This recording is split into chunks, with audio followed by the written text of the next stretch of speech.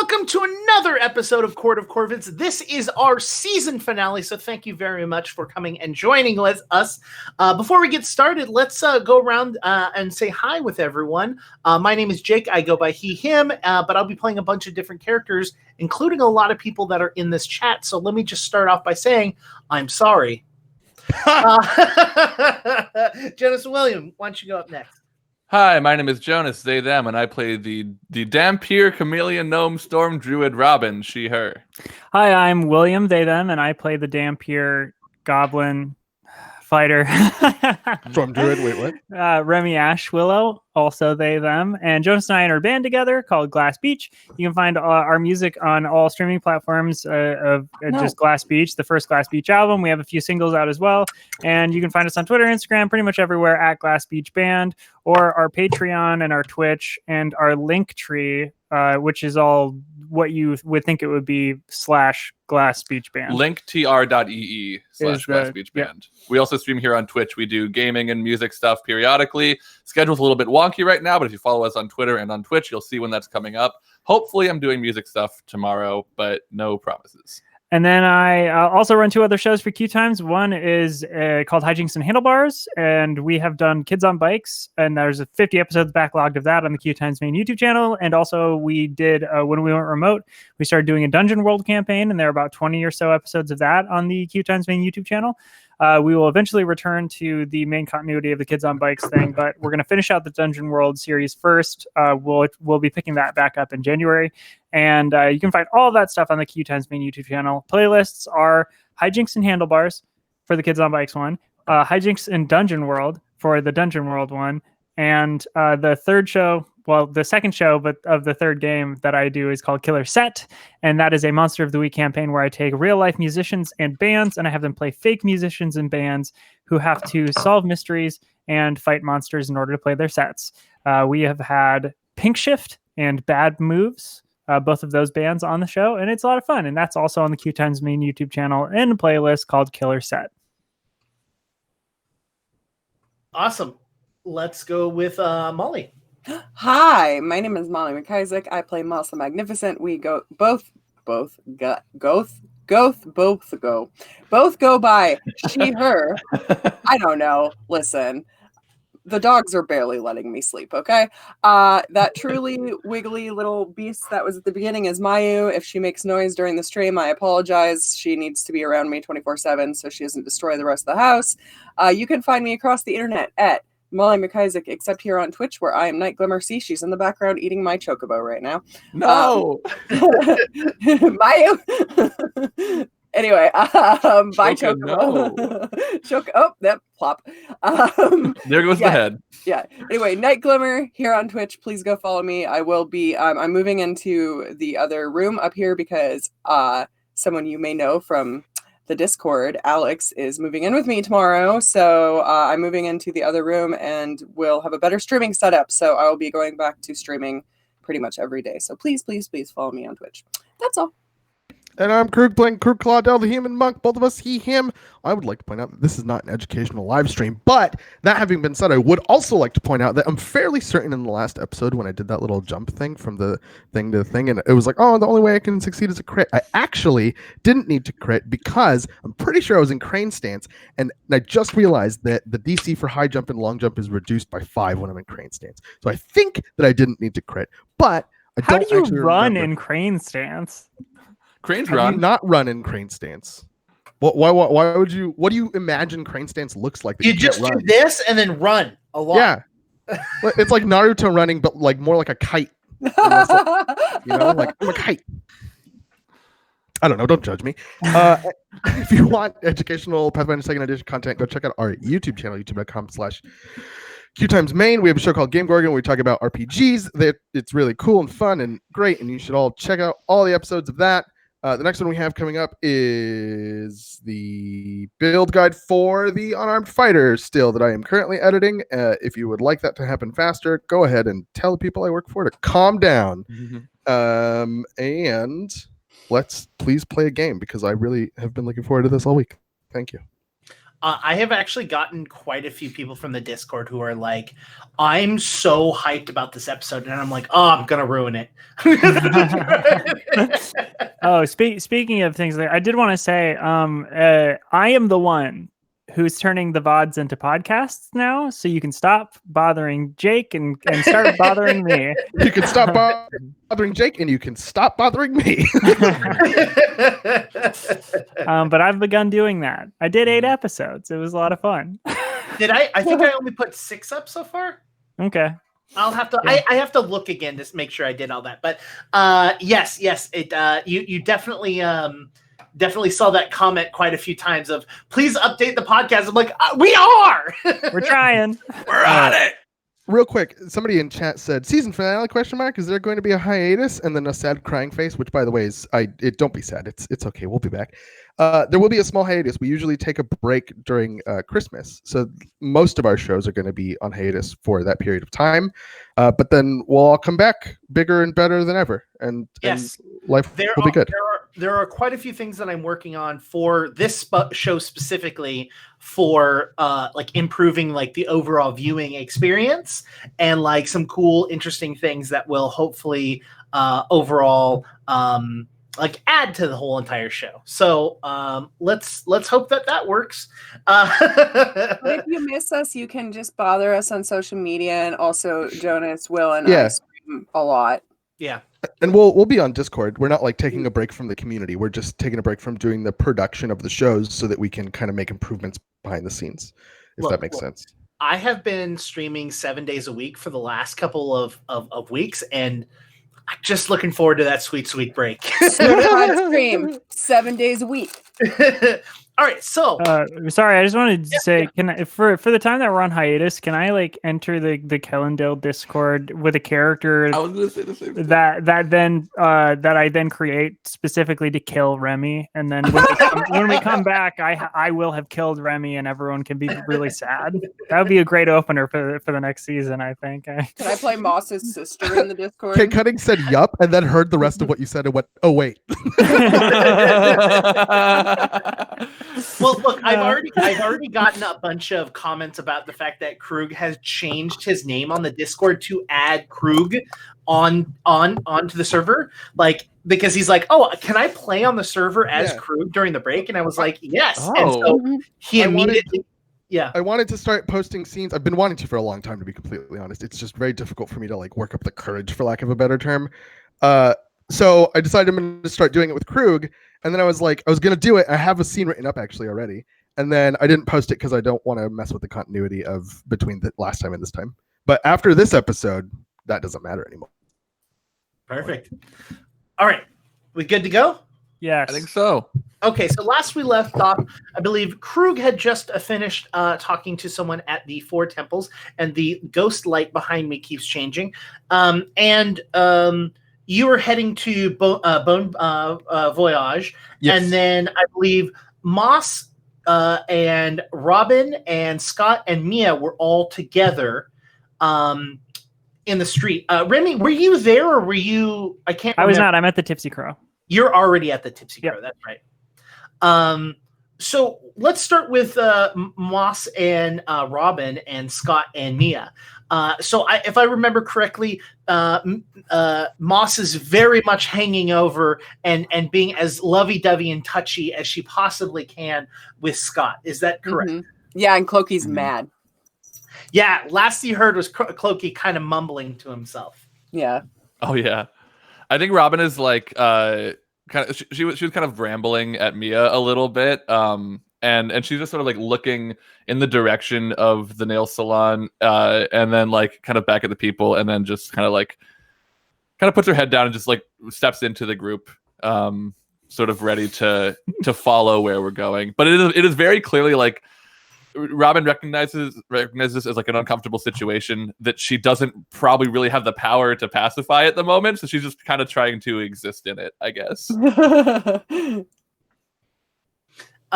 So Scott's like accepting the love, but you can tell he's just kind of like, hey, okay, I missed you too. Like, let's go meet up with Remy. How's that sound? Yeah, I haven't been to this place yet. Well, I expected a better greeting than this, Scott. Come kiss me like you mean it. And Moss is just straight up like, I throwing herself on him. I felt like I meant it. He's just like, oh, okay, hold on. And he kind of pulls you off and like sets you down like a step away from you and says, okay, ready? And he like grabs you by the waist and lifts you up and gives you a kiss and spins you around and sets you down and goes, I missed you. Oh, aren't they cute, Mia? As this happens, Moss side eyes Mia. Yeah, Robin is just like, Mia, aren't they just such a good couple? Don't you just love them together? They're so good and cute, aren't they? And I want to gauge her reaction. I mean, she rolls her eyes because you can tell that she's definitely not a PDA kind of person. Mm-hmm. So she's just kind of just like, I guess, like usually neither is Moss. I mean, also, the last time we left Mia, one of the last things that happened was that she threw mud all over Moss, like, and it was kind of she doesn't seem extremely pro Moss either. No, and she still isn't. She's just whatever. Like, yeah, you can tell that she's not like she's like annoyed, but not annoyed because it's Moss. Just like the situation, like it's not like. Roll me a perception. How's that? Yeah. Sense exactly motive. Sense motive. Yeah, sense motive. Hold on. That is going to be 21. You don't think it's jealousy of Moss and Scott's relationship, just more of an annoyance. Cool. Robin just like has a huge grin when she realizes that there is likely no romantic complication here on her end, and is smiling through but she is annoyed at Moss. I'll deal with that later. Things could be worse. So Scott sets you down and grabs you by the hand and says, "Let's go." All right, and Moss shakes his hand off and like grabs onto his arm like a little kid, kind of like leans into him, and all the while she's like eyeing Mia to see where she is. So you can actually feel Scott's skin get a little bit warmer as you do this, and you can tell that this is very much something that Scott's enjoying. Like Scott has definitely been the person that has picked you up and given you kisses and like tried to be a little bit like more loving in front of people. And you've always kind of just been like, whoa. And then you've shown your love like privately. Right. And so the fact that you're doing this definitely like he's getting kind of like a boost of endorphins. Like you can feel like his heart's pounding and he's just like, wow, like, Poor Scott. He deserves better than Moss. You can't tell. This is nothing that you Moss would tell, but out of character and for the audience, this is definitely something Scott's feeling like I guess what is the saying? Distance makes the heart grow fonder. You know what I mean? And like the fact that you guys are away for a while, and the fact that the first thing that comes back is the fact that Moss is just like, oh my God, I'm in love. Like I've got to do all of the things I couldn't do. So he's definitely feeling like on cloud 9 right now. And all of you, yeah. How can I hear Clokey? How is Clokey reacting? Clokey's just like, Clokey's not saying anything, and it's like awkwardly quiet because he's there. He knows exactly what's going on. Like if anything, you feel warmer because of how angry Clokey is. Like you can tell that he is upset and very jealous. Damn. Moss is totally getting off on that. Jesus Christ. Oh my God. What she likes to be wanted, okay? I want you to want me. Angry cloak noises. So the four of you walk up to a pretty large wooden building that you had kind of been dropped off earlier because that's where the caravan had been dropped off. You see on the outside is a very traditional wooden sign that says the Tipsy Crow, and it's a crow that's got like it's got a mug of ale in its beak. Like, it's way too big for the crow, but it's just like, and it says Tipsy Crow on it, and it's all metal embossed, and just a simple, like, almost like Western style doors that you can just easily push in. I do it. Robin takes a moment to, perhaps uncharacteristically, step in front of the group, hesitate for a second at that point, and then pushes the door open, leading us inside. I'm gonna roll for confidence. I rolled a 1. I'm taking it. I slip as I get in. You push the doors open. They slam back in your face. You push the doors open, not expecting them to come back at you, and they go, whoa, whoa, whoa. I forgot about that. Oh, that's new from last time. Scott, would you mind? It's heavy. Scott, Walt kind of like lifts his arm, and Moss is still kind of attached to it a little bit. As you walk in, the bar itself has got a very warm atmosphere. It's all lit by candlelight, sconces along the wall. There are quite a few tables. There is a bar across the back that you can see. You can see a very familiar face behind the bar. You see Ash, which is now seen her both in werewolf and in human form. And you've oh, that's why I didn't recognize her. Fucking duh. You see Ash, and she's looking down, and like it looks like she's arguing with someone, and she's and she's just, but you can't see anyone that's behind the bar, right? All of you roll me a perception check.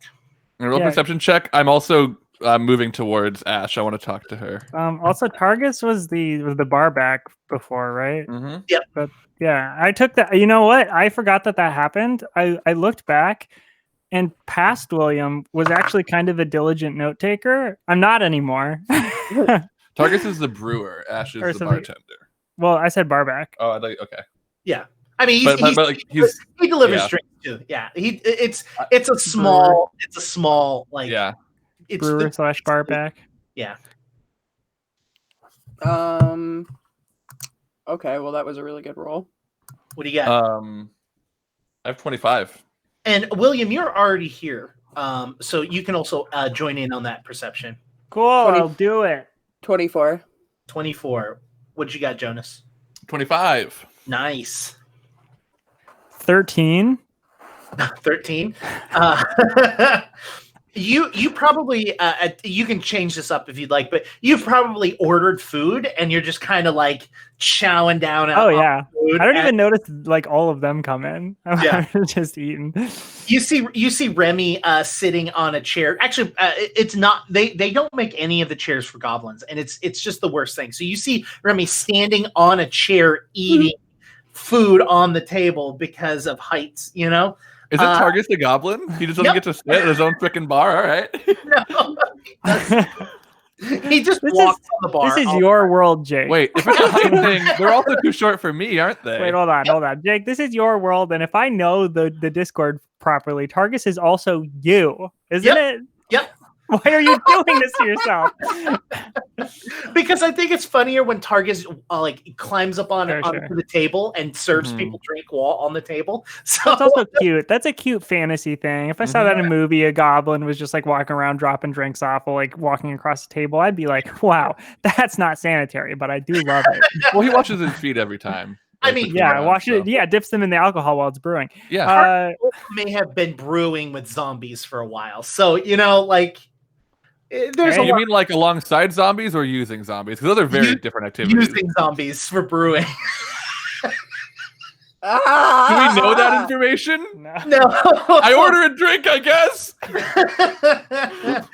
There's a sign that says nothing has been brewed with zombies now. That's good. I'm not even about the places that don't have that sign. Yeah, we don't drink there anymore, says chat. Yeah, that's 25. Sorry. Yeah. William, you're eating away at whatever you'd like to be chowing down on. The rest of you notice. Remy sitting there eating. You also kind of just get a look around the room. Next to the fire, there's like a large stoked fire. You see that there is an elf that is leaning back in a chair, more than likely with his feet up, strumming away at his lute, playing music. You can tell that this specifically annoys Ash, because Ash does not like music playing in her bar, but she's just given up on arguing and fighting with this. You also see Rowan over by Zill, who is the elf that has been playing the lute. So you see Rowan, and you recognize Rowan. You also see an elf and a hobgoblin, and they're kind of like hanging out, and they're giggling, and there's like little little babies, like they're just laughing together. There's a halfling nursing a strange-looking drink, a patron of dirt in her skin, and a mushroom growing from her hair. Yeah. Okay, cool.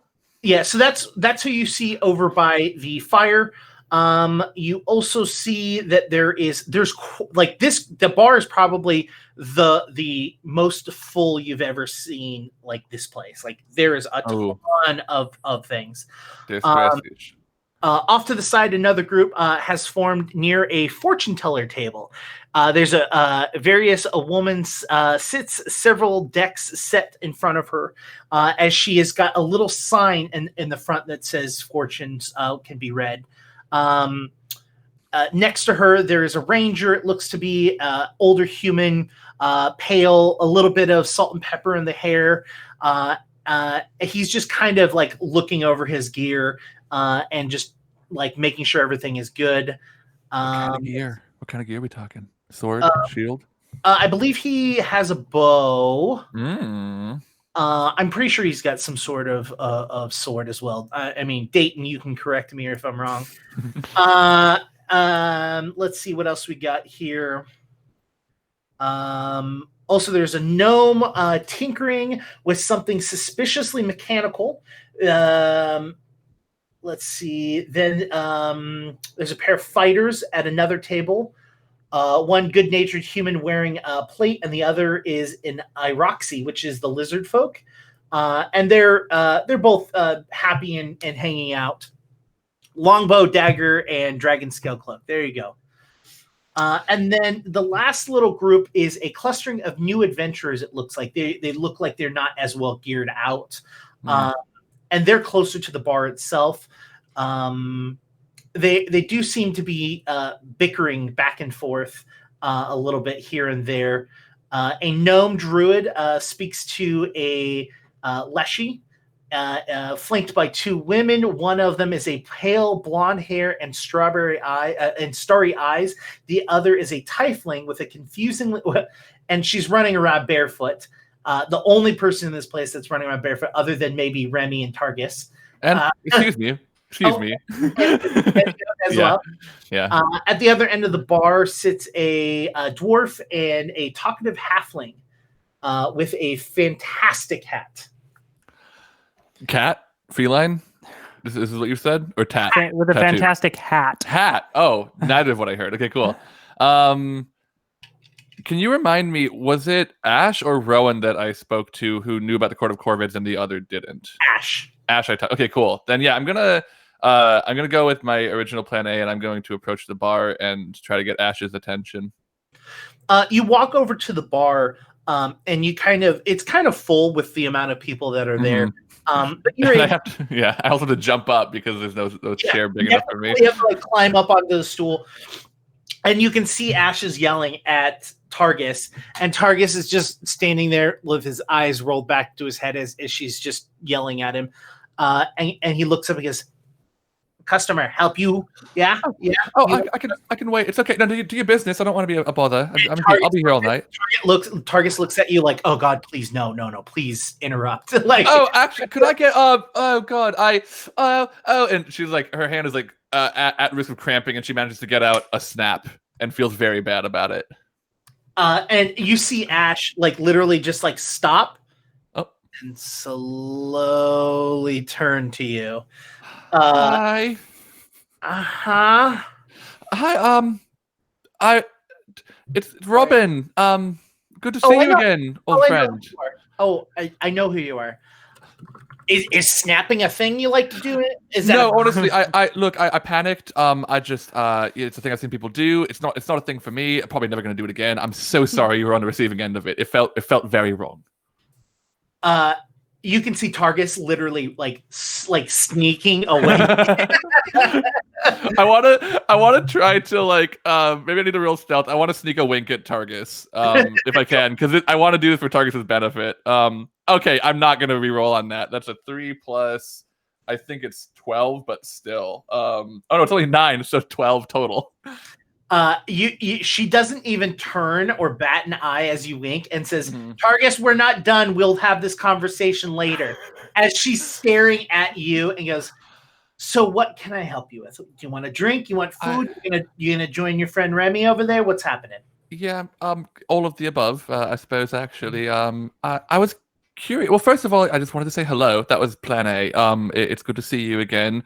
I'm sorry. And she gets like a very quiet voice. I'm sorry I didn't recognize you earlier. It was nice to meet you twice, and now to see you a third time. But I just we're going to be around for a while, so I figure, food, drink, good things for my belly and throat. She leans in and puts her elbow down and her head on her. Why are you whispering? I don't really know how open we can be here. This is my bar. Everyone here knows the truth about me. It's okay. All right. Okay, great. Well, listen, you look great now. You looked great then. You've got plenty of great looks. I can relate to that. I look different all the time. What do they have? And she points at the mushroom halfling over with like you said they had like a weird looking drink. Oh, she looks over at Russ and she's like, yeah, you're not gonna want that. I'll get you a drink and some food. I'll have Targus deliver it to your table. Okay, great. Any meat you've got? It's been a while. Anything that used to. Yeah. Okay. Great. I'll be. Good. I'll see you around then. Do you want it raw? Not entirely. Not entirely. Close to. Okay. And she turns and goes to the back and she goes. And you can just hear her start to yell, God damn it, Targus, I swear to... Yeah. Yeah, I think at that I'm going to go over to Remy at that point. Give him a big old kiss on the cheek. What? Oh, hey, you're here. Okay. Yeah. Oh, sorry. Hold on one moment. Oh, the food here is better than I remembered it being. I remember liking a lot when we were here before. Oh, hey, look, it is Mia and Scott and Moss. Yeah, the whole gang. Has Krug shown up? Krug is not here yet. Also, Herring just went to the bathroom, so Herring will be coming back out soon. I invited him to come chill with us tonight as well. Of course. It's going to be a good time. Said hi to Ash earlier. Yeah, no, me too. Just now, I think it went well. Honestly. Yeah, it was good. Good. They don't have blood on the menu. No, I'm just kidding. I didn't ask. I'm kidding. Okay. In fact, I bet they would have blood on the menu. Yeah, they might. If they do, I'd be afraid about where they get it, though. Not me. I don't know. This is going to be a good time. Moss the Magnificent, Scott, everyone, come over here. Come to the table. Settle in. Moss is kind of like still clinging to Scott, but at Remy's beckon, she looks at Remy and kind of like waves a little, but then stares right at the elf that's playing by the fire and like completely enraptured and like feels a threat and wants to go investigate that immediately. So she like stands on her tippy toes and like nibbles Scott's earlobe and is like, "Get me a drink, would you?" And then waltzes over to the performer. Scott sits down. Scott sits down and goes, I'm pretty sure that they deliver drinks to the table, so I'll order her something. And just looks at the two of you and says, "How the hell have you been?" Like so good. We're Dampiers now. Yeah. Yeah, got a little bit of a taste for blood, but don't worry. What's a Dampier? It is like a vampire. We are like part vampire. It's basically we're not vampires. We're not quite mortal yet still either. Well, I think we are still mortal. I'm not entirely clear what it's going to mean for us, but basically we're like part vampire, but not all the way. Yeah, I don't know. Yeah, if I'm being honest, I don't know exactly. But all I do know is I won't die of old age now. I'll probably just die of like, the regular stuff, like stabbed. Yeah, I mean, that's probably how you would have gone anyway, babe, if we're being honest. It's your lifestyle. Oh, yeah, no, for sure. But when I first arrived here, I went around, I introduced myself to every single person. They said it back to me. So if you have any information, like you want to know anything about these people, I know their names. I know only their names, and I told them all that they looked strong. Very few of them said the same thing back to me. Oh, few? Yeah, a lot of rude ones in the house. Yeah, I mean, like, it seems like I thought that it was, sort of a regular greeting, go to everyone, say, hello, my name is Remy Ashwelo, sometimes Detective Ashwelo. Hello, you look very strong. Yeah. And they say their names back to me. Everyone gave me names. Well, most people gave me names, but sometimes I got the you look very strong back, but Sure. Maybe it's not the thing around here, that people do. Is there something delicious on your ear, Scott? You know what, Remy? That is a great question. Does it taste good? I'd like. Remy.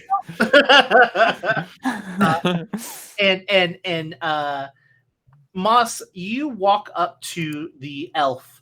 The elf is just kind of like chill, is super relaxed, like hanging out, playing the lute. It's a whisper elf, which is, and he's kind of got like a paler blue skin. There's like some streaks of white in his hair, but it's like a darker like I don't think it's black, but it's like greenish kind of. It looks like. I've got a picture. I'm trying to describe it. I'm trying to pull it up, and for some reason, it's not opening in Discord, and I can't remember my Discord login for the browser. It's fine. I will share it with you a little bit later. Yeah. So he's just hanging out and just kind of strumming away at it, and you walk up to him, and he looks at you and he kind of nods and goes, well, hello there, fine lady. How are you doing? I'm quite all right. Of course you know who I am. Okay. And you're welcome that I'm here. He kind of looks around at everyone else, kind of looks at Rowan, and Rowan's like, and she just kind of like looks away awkwardly. And Zill, he goes, well, I should at least introduce myself. My name is Zill. What's yours? Oh, well, you want to hear it from my mouth, I see. I suppose there is quite a thrill with hearing me say, I am Moss the Magnificent, of course, known far and wide for my performing prowess, my wonderful songs, my glorious performances. Oh, so you are a performer yourself as well, is that so? Well, yes, I'm Moss. But of course, they know who you are. Well, why don't you honor me by performing with me?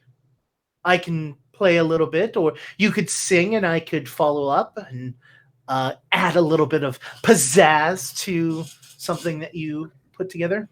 Well, Zill, was it? I'm glad that you didn't make me have to ask, because that is the very reason I came over here. I want to give these people a treat, you see. I've been off saving the world. It's been some time since my stylings have been enjoyed by the masses. Please strum a B.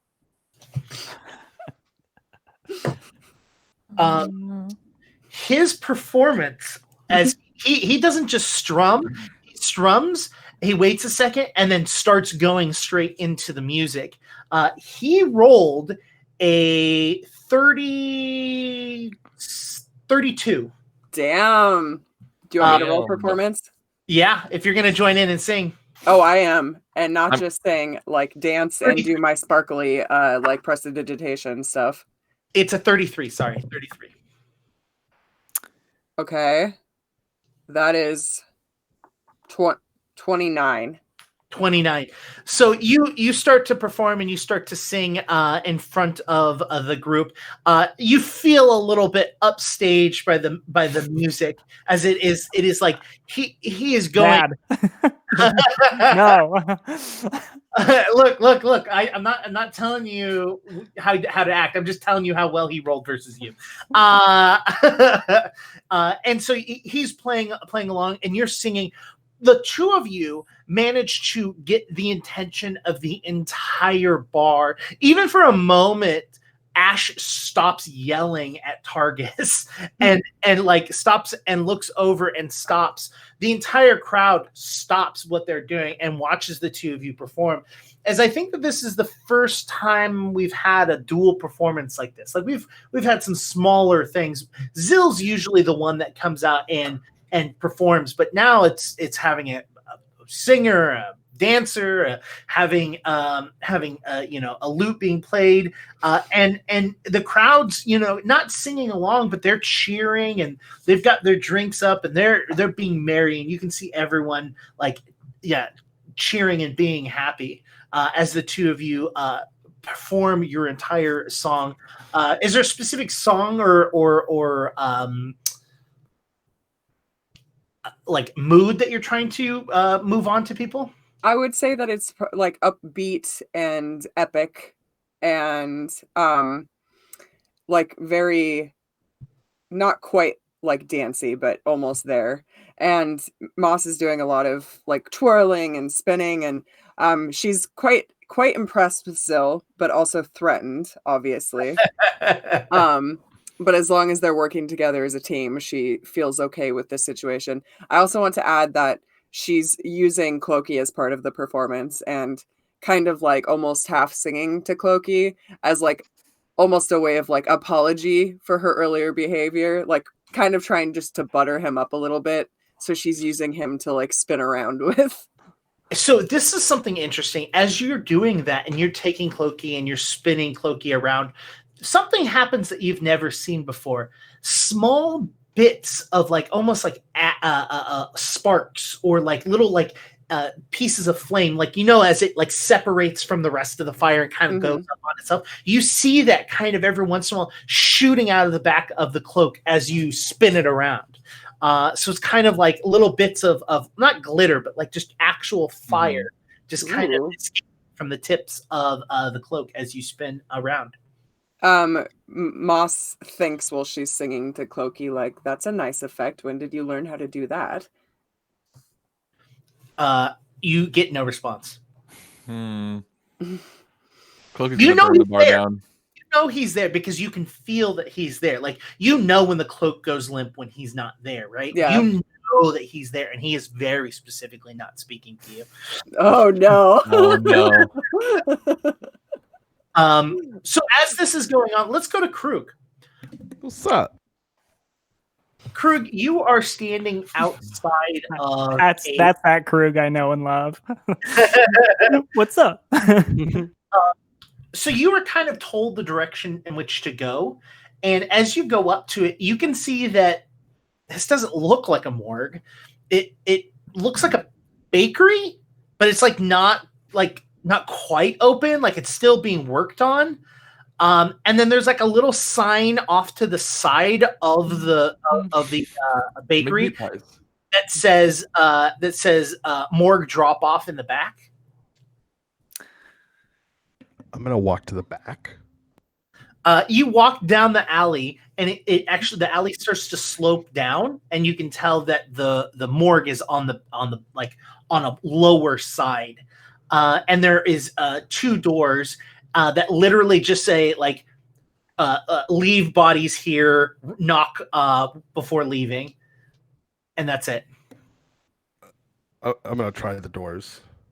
The doors are unlocked. You are able to walk in. I'm gonna knock and open the door at the same time. As you open the door, you hear a deep voice coming from the back of the place.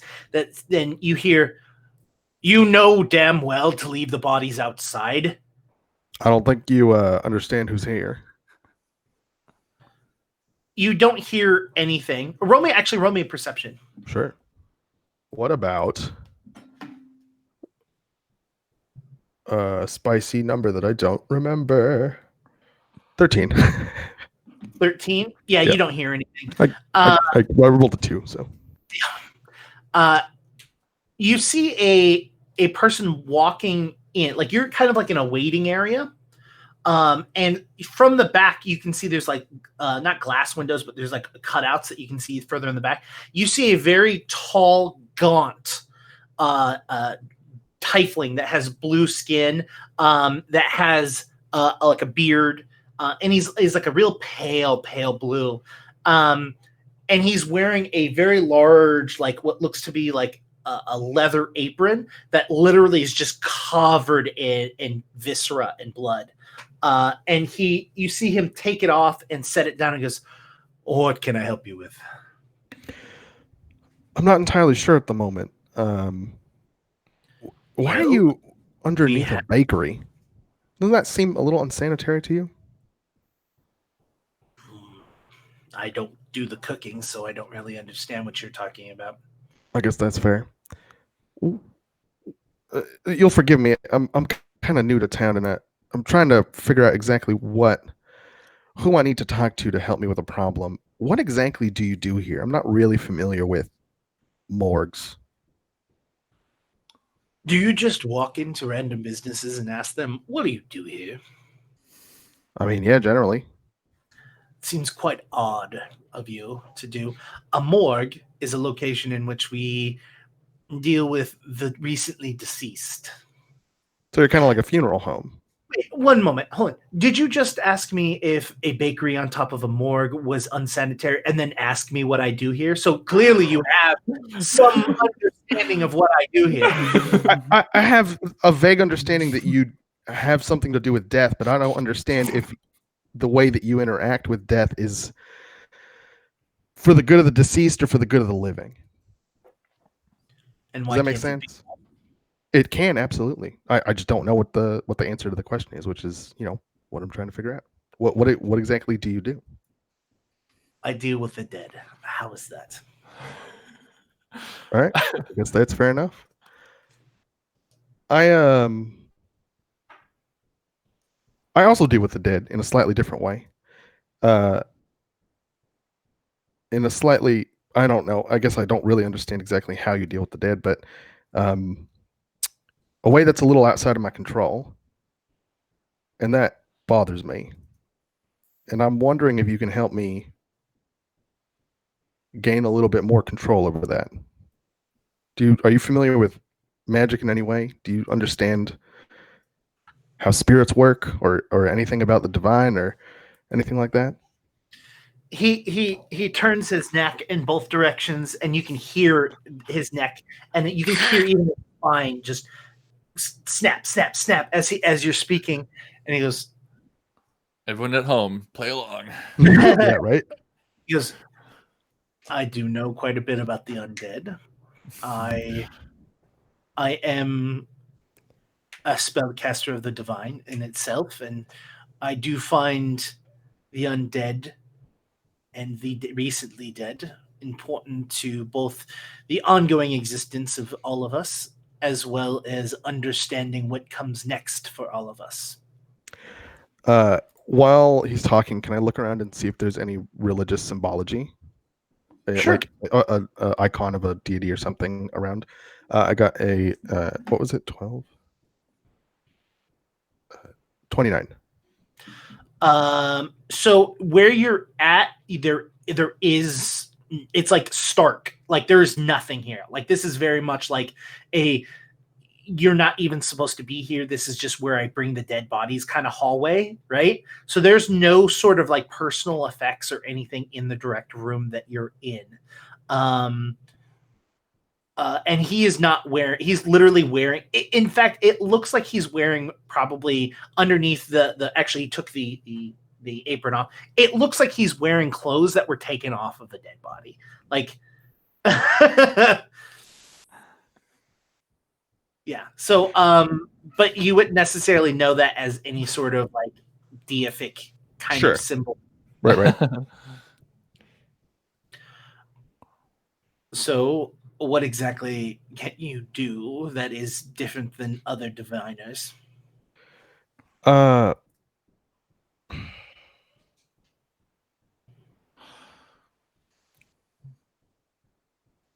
You'll forgive me. I don't know the necromantic terms for these things, but there are spirits that people have, and when people die, those spirits leave this plane, but sometimes they don't. From what I understand, that's a bad thing, and I haven't the ability to help them leave this plane. Kind of like act as a vessel for them. But I don't know how to have them disembark the vessel. Does that make sense? I just have them now. I don't want them. I don't want to use them as a tool. So what you're telling me is that you have a device in which can capture souls. Yeah. And you're trying to take them off into the Boneyard. I don't know what the Boneyard is. Wherever they're supposed to go. They're definitely not supposed to go in a device. Roll a religion. Oh, me? Okay, sure. Yeah. Whoop, whoop. The Boneyard, not to be confused with the Bone Zone. Jake, chat's asking about Henry. I don't know if you're seeing that. I don't know. I know. Okay. All right. Cool. 30?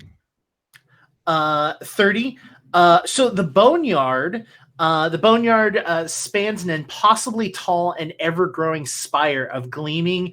I'm trying to read directly from this. The Boneyard is where the souls of the mortal dead arrive for judgment, and for Pharasma and her psychopomp's servitude to direct them to their respective afterlives. So this is basically the judgment. This is where they go to be to where they belong. And that's like a thing of fact. Yes. That's not like an abstract belief. Okay. No. I mean, Pharasma is not an abstract religion. Right. Yeah, I have a piece of a tool that she uses. I believe Pharasma exists, but like there are some people that like even though we can prove that XYZ deities do XYZ things, have other beliefs that are just wrong, right? Yeah. So you're like, is this real? Yeah. So when he mentions the boat, like you want to take them to the Boneyard, you know exactly what he means by that. That's the idea. They don't belong with me. I don't judge people like that. I can't even judge my own actions sometimes. How am I supposed to figure out what to do with others? That doesn't make any sense. This is a power in which, if true, and I have no reason not to believe you, that many people will be wanting. Listen, I generally don't. I try not to ask for help. That's not who I am. I try to take care of my own work and get my own stuff done. I understand that many of my burdens are ones that other people would like to take off of my chest or off of my back. The only reason I'm asking you is because I really genuinely think that the only thing that I could do with these people's lives that would be worse than putting them in the hands of someone that's going to use them for some ill will is nothing. I have to do something, and I don't know where to start. So if you can at the very least give me a place to start, that'd be wonderful. May I examine such an object? Can I sense motive? Yeah, absolutely. 22?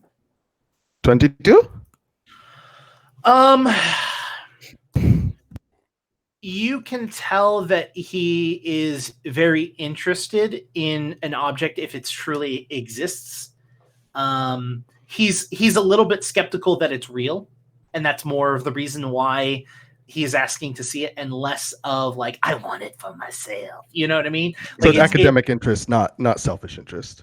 Exactly. That's all I need to know. As much as I'd love to hand it to you to let you do whatever it is that you would, I can't take it off, and I show him my hand wraps.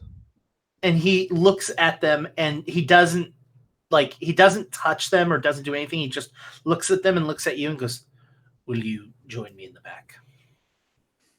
Sure. If I would like to look at them, and that is where my tools are. Yeah. You go through a door and you walk into a room that is cold, freaking cold, right? Along the wall, you can see that there are like small doors, like literally like small doors that go about 3 high, and it's about 4 wide on the wall.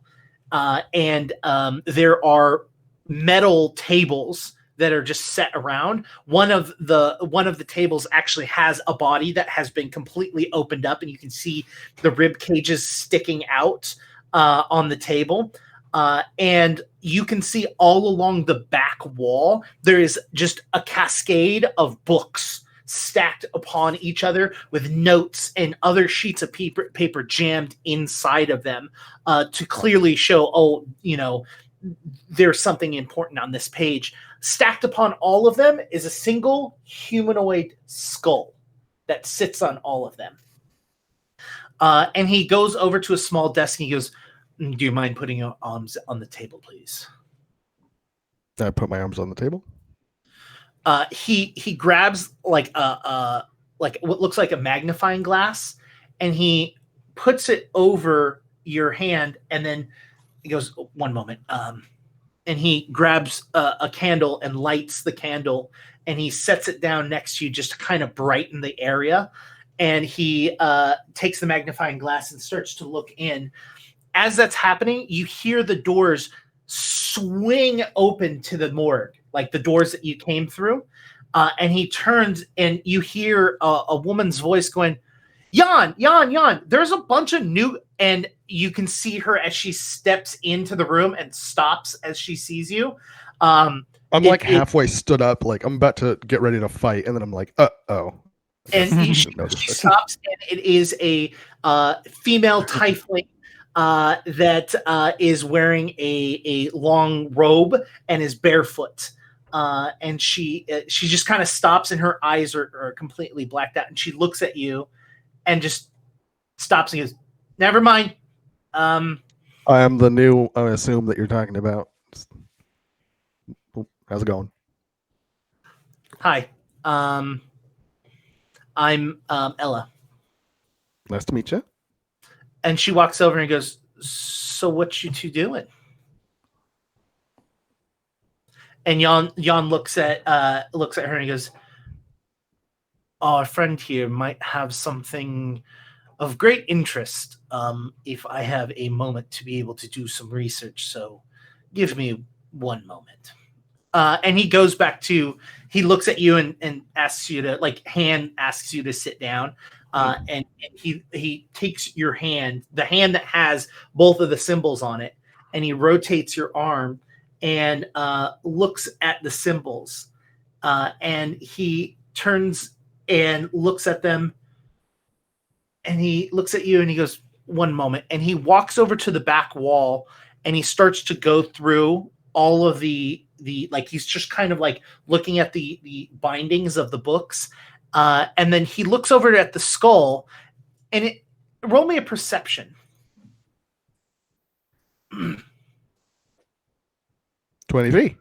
Oh, I think Henry's the skull. He looks at the skull, and it looks like he's scolding the skull with his eyes. Yeah, yep. And then he goes back to doing what he was doing.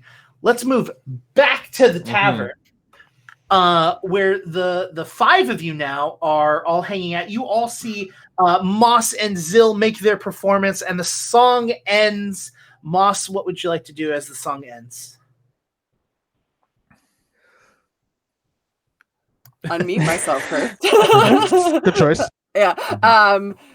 Well, I'm going to theatrically bow and accept flowers and accolades, and then after that's over, turn to Zill and with a surprise, gracefully offer him her. Zill is him or they? Him, I believe. Okay. Offer Zill my hand and say, and kind of curtsy to him and say, well, that was much more fun than I've had in quite some time. And he looks at you and goes, well, I don't live too far away from here. I can show you even more fun later if you'd like. Oh, I'm certain that you could, but you have to earn that sort of privilege. Well, maybe a little bit more song while you gather with your friends. And he sits back down and starts strumming away at his lute. I will be back, Zill. And Moss winks and he looks at you over the table. As you weak and you start walking away. He goes, "Oh, I don't doubt it." You're in the middle of making your boyfriend jealous of your boyfriend, so that Moss thrives on complexity when it comes to the heart. I want to whenever the applause started, Robin would make a point to cheer as loud as she could and encourage everyone else to do the same in doing so. Basically, just try to keep the energy as high as it can be in celebration of that performance. And then probably I do want to talk to the halfling, but I don't know if anyone would follow me to that. But once we have our drinks, I want to take mine over to that halfling with the mushroom going on. The gnome or the halfling? Oh, they were a gnome. Okay. There was someone who had the weird drink, and they had fungus around them, and I thought it was a halfling, but let me pull it up maybe again. A gnome. So there is yes. Russ. I'm saying it's Russ. Okay. Yeah, there's another gnome druid in here, which is hilarious. There's a gnome druid with a leshy with them, right? Which is also on my radar, but I want to talk to this halfling first. Russ has a mushroom on her shoulder that is a leshy familiar. There is also a leshy druid. Yeah. Gotcha. Oh, okay. Cool. Okay. Yeah, there's a lot of people here. I won't. There are 3 leshies in there. I won't go over there, but this is all I want to do. When the performance ends and Moss is kind of returning to the table after flirting with Zill, Remy is standing up on the table clapping and had been dancing up there and cheering and stuff, and then gets back down and it just looks at me and is like, can you believe this is amazing. It's all the time when you travel with the caca,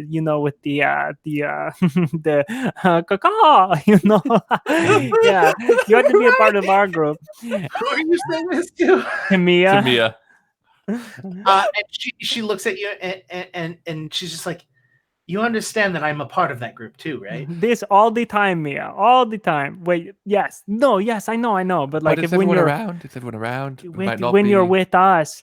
When you're with, when you're with the capital T. The She knows.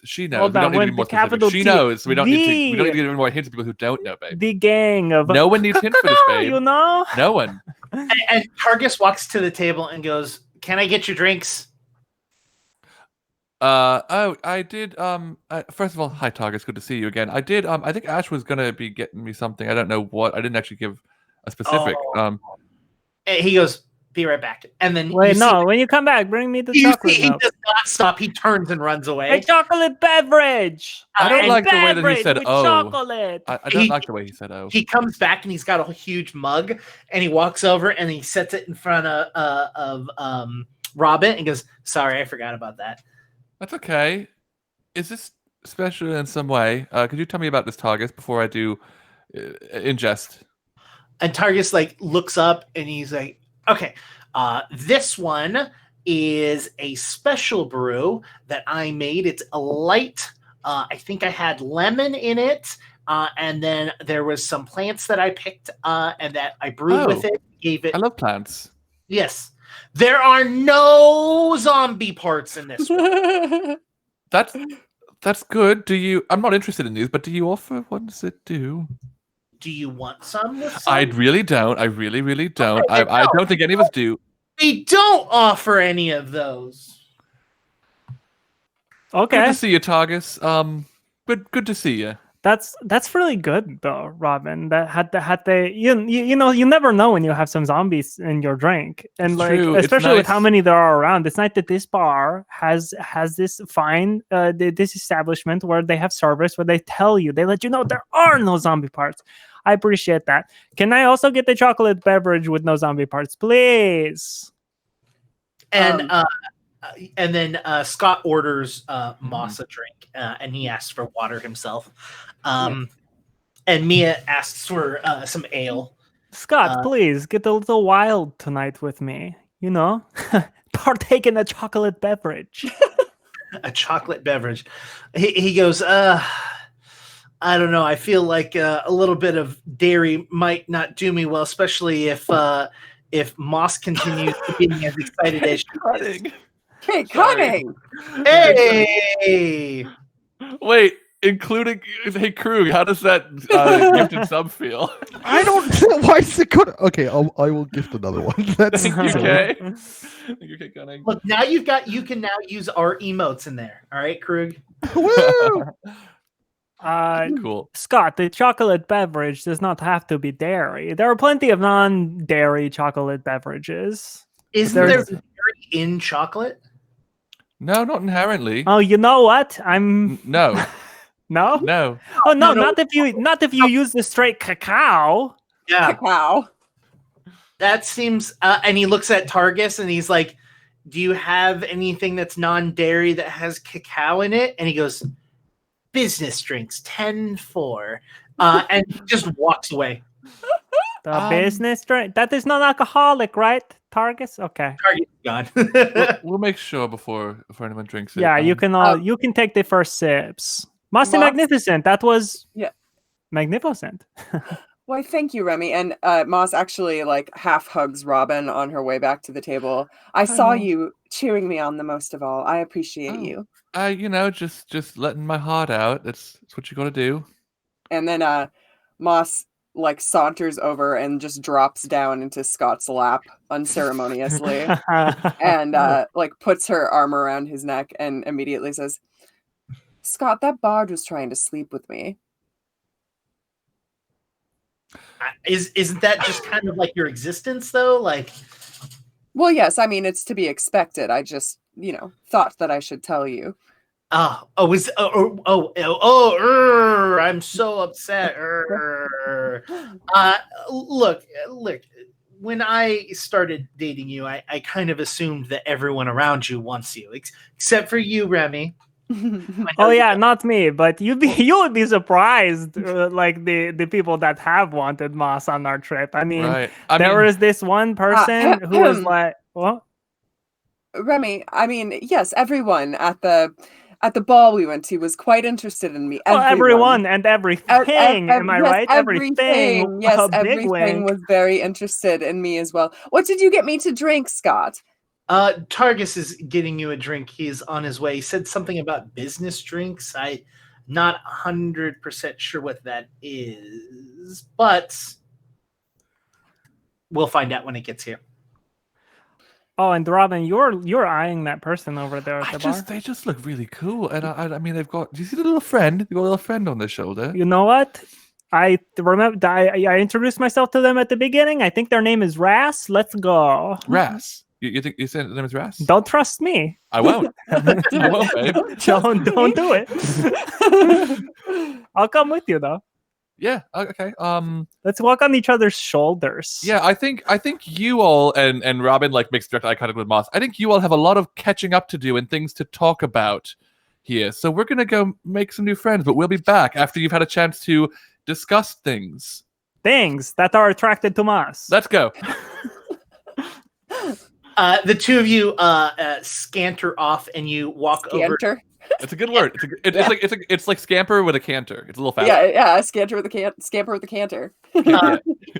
You move over, and you see this person who has got like moss growing all over her. Me? No. And she I bow. A little tiny mushroom on her shoulder who has a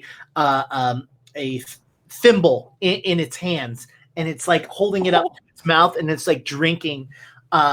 And her hair is like all kind of like she's got plants growing from it, and you can see a single like stripe of black in it, like the only piece of hair that looks clean, and it's like black.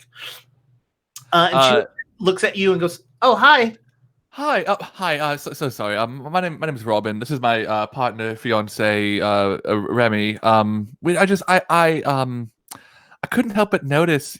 One, you look very cool for lack of a better word, but you've got a little friend on your shoulder. I was wondering if we could I don't know, make friends. I'm like looking. Robin is like basically she wants to talk to the Leshy, but she is like making eye contact with Russ as much as she can, but it's clear that she is like trying to communicate with the Leshy as much as possible. She reaches out and she goes, "My name's Russ," and she like reaches out to shake your hand. And as she does that, the little mushroom literally starts running down her arm to the hand. So she's like reaching out with this little mushroom on her hand. Robin like reaches her hand out with a finger forward, less to shake hands and more to potentially invite the Leshy over onto Robin's hand. I don't know if it's going to. The Leshy like takes the rest of its drink and finishes it off, and then sets the thimble on Russ's hand, and then grabs your finger with both of its hands, and then shakes your hand, and it goes. Do you speak Sylvan? I don't think I do. It was the last language I took. That might be one of my, because I did pick a lot of languages at the start. I do. I literally, that was the last time I got to pick a language. I peak. Yeah. I speak Sylvan. So you hear this little mushroom in Sylvan say, "How the fuck are you?" We can both hear this. I'm so glad I came along. I responded to someone, now language, but I'm really, really fucking good, actually. It's nice to meet you. I can hear this mushroom talk. We know this. Look at this. How, do you have a name? And it's like, the name's fucking Nita. Nita? Yeah, it's Neeta. Now, Nita, we are. Nisa, it's nice to meet her. Nita. Oh, I'm so sorry. I get flustered. I get flustered with you. Literally, you can like every time Nita talks, it's literally like just expletives mixed in. Like Nita is the has like a punctuation in her speech. Nita's a little like a little video game character from the movie Her. If you remember, that's what I'm picturing. Yeah.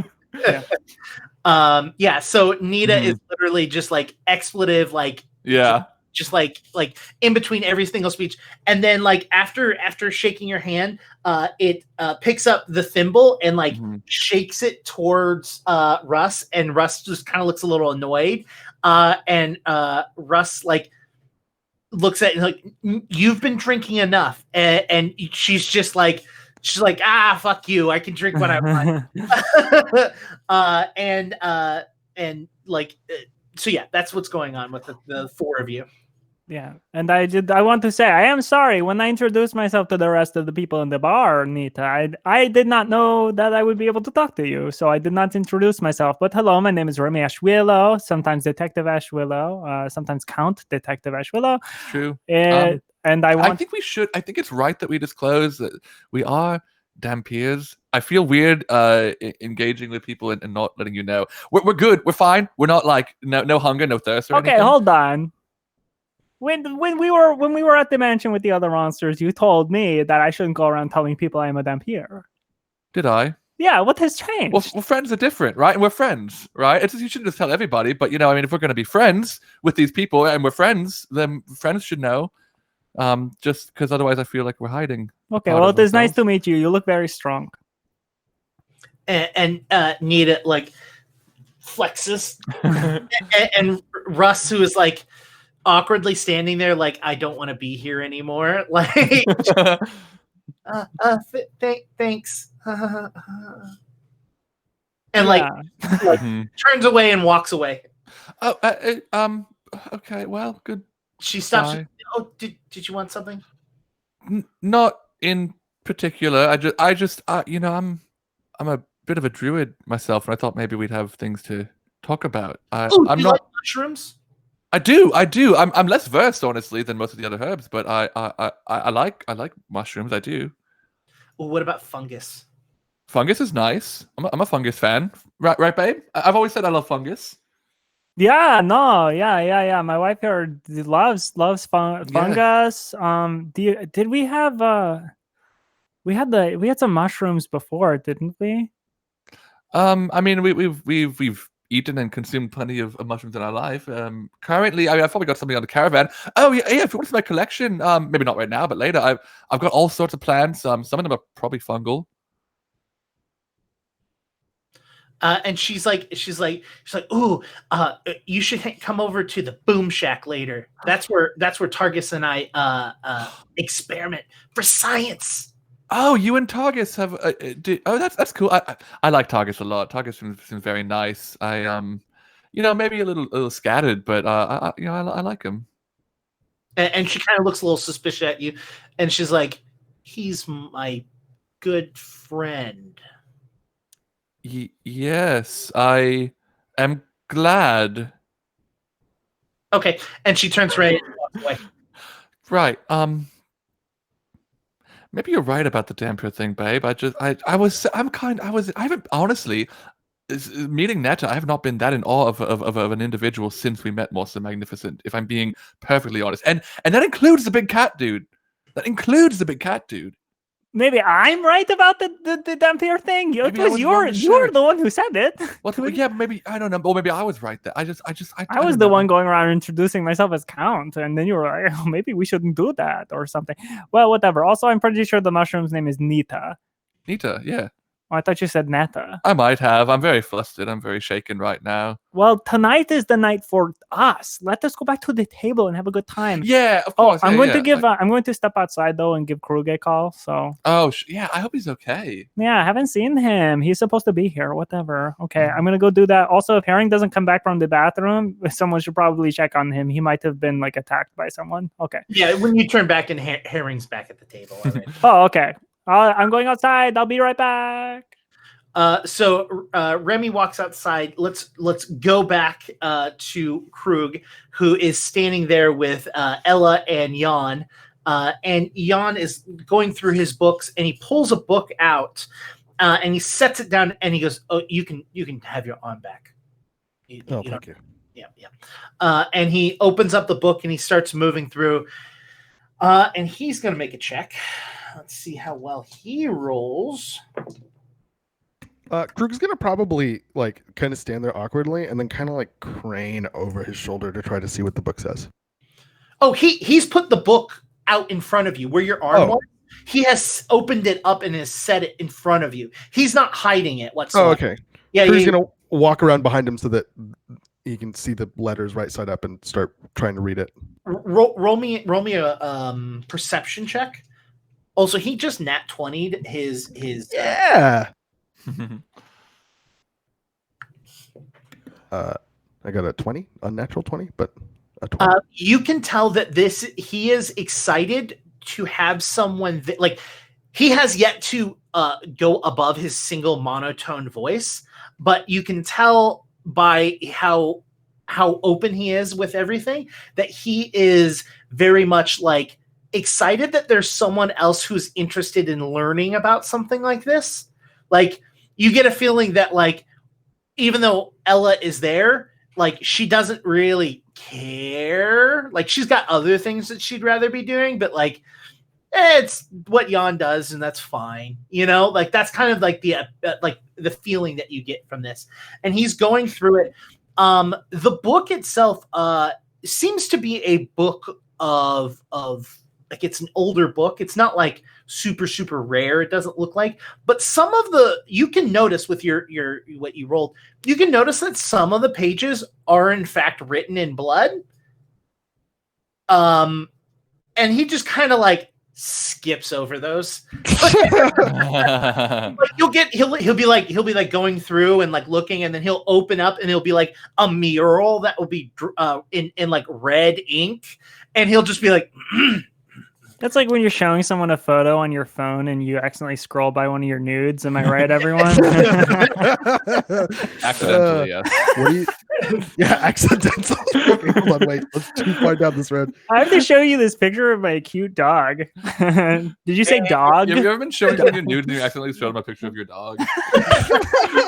Yeah, that's a positive increase, right? A positive. Go to time out. Okay, yeah.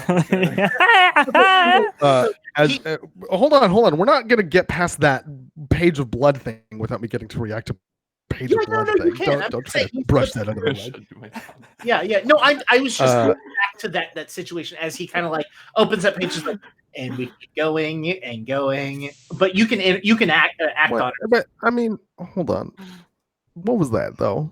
You can't expect me not to ask you what that was. He looks at you and in all sincerity he goes, I didn't write the book, all right. Listen, if the cost of me understanding this is other people had to die to get me the information, it's not worth it. Oh, are you don't know how humans or how blood works. You know that you don't have to die. Oh my god, Aaron Scott Games, thank you. What is going on today? But also, holy crap, wow. Thank all of you. Thank you. I love y'all so much that it like makes me emotional.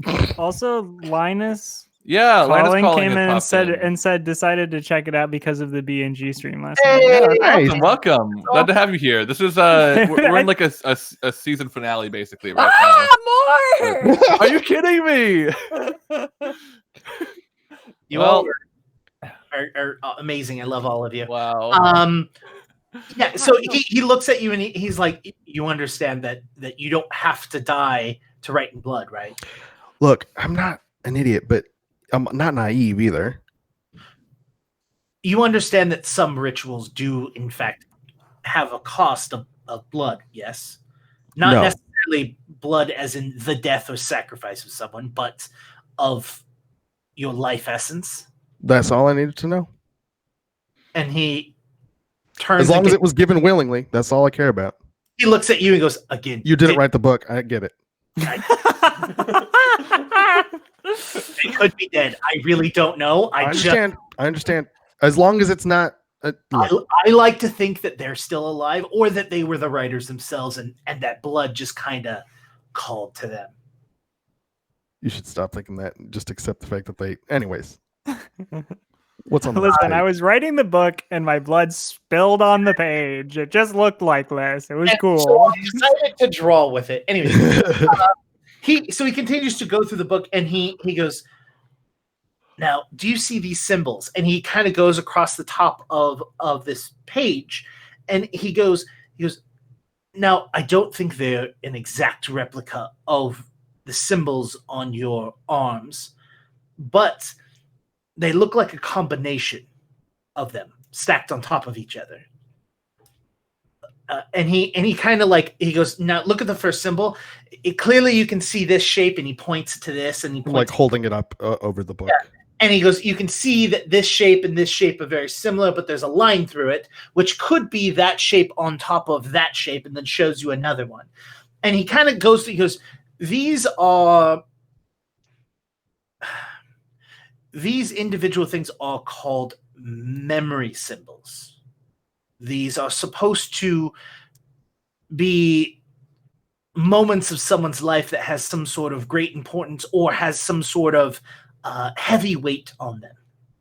It's a anchor point in their life. And these look like multiple anchor points on top of each other. Now, I can't tell if this is, I mean, he looks at you and goes, I know that it's magic. But what I mean is, me looking at it for about 2 minutes doesn't give me the opportunity to see what kind of power it actually has. But it does look like these are anchor points of someone's life, if it is, in fact, what you say it is. That's very interesting, and I'm glad to know it. Don't get me wrong, but how does that help me? How does that help me help these souls complete their journey?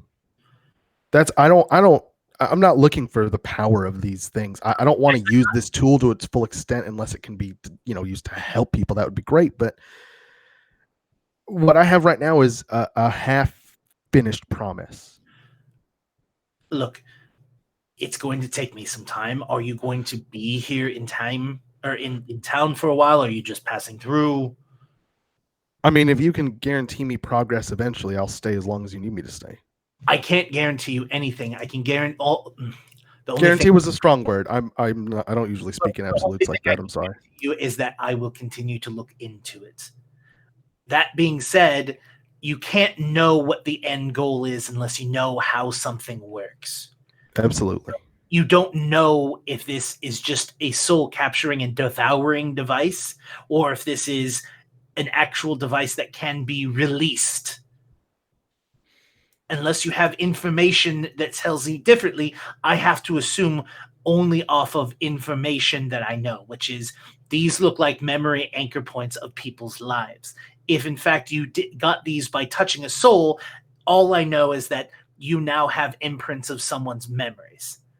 We don't have proof that it is their souls unless you can tell me more information. We don't have proof that they can leave. Can I roll a sense motive to see if the reason that I'm being asked this question is genuinely for the good of figuring out more about this, or if there's selfish intent behind wanting to know more? Sure. Does that make sense? Okay. Ooh, 30.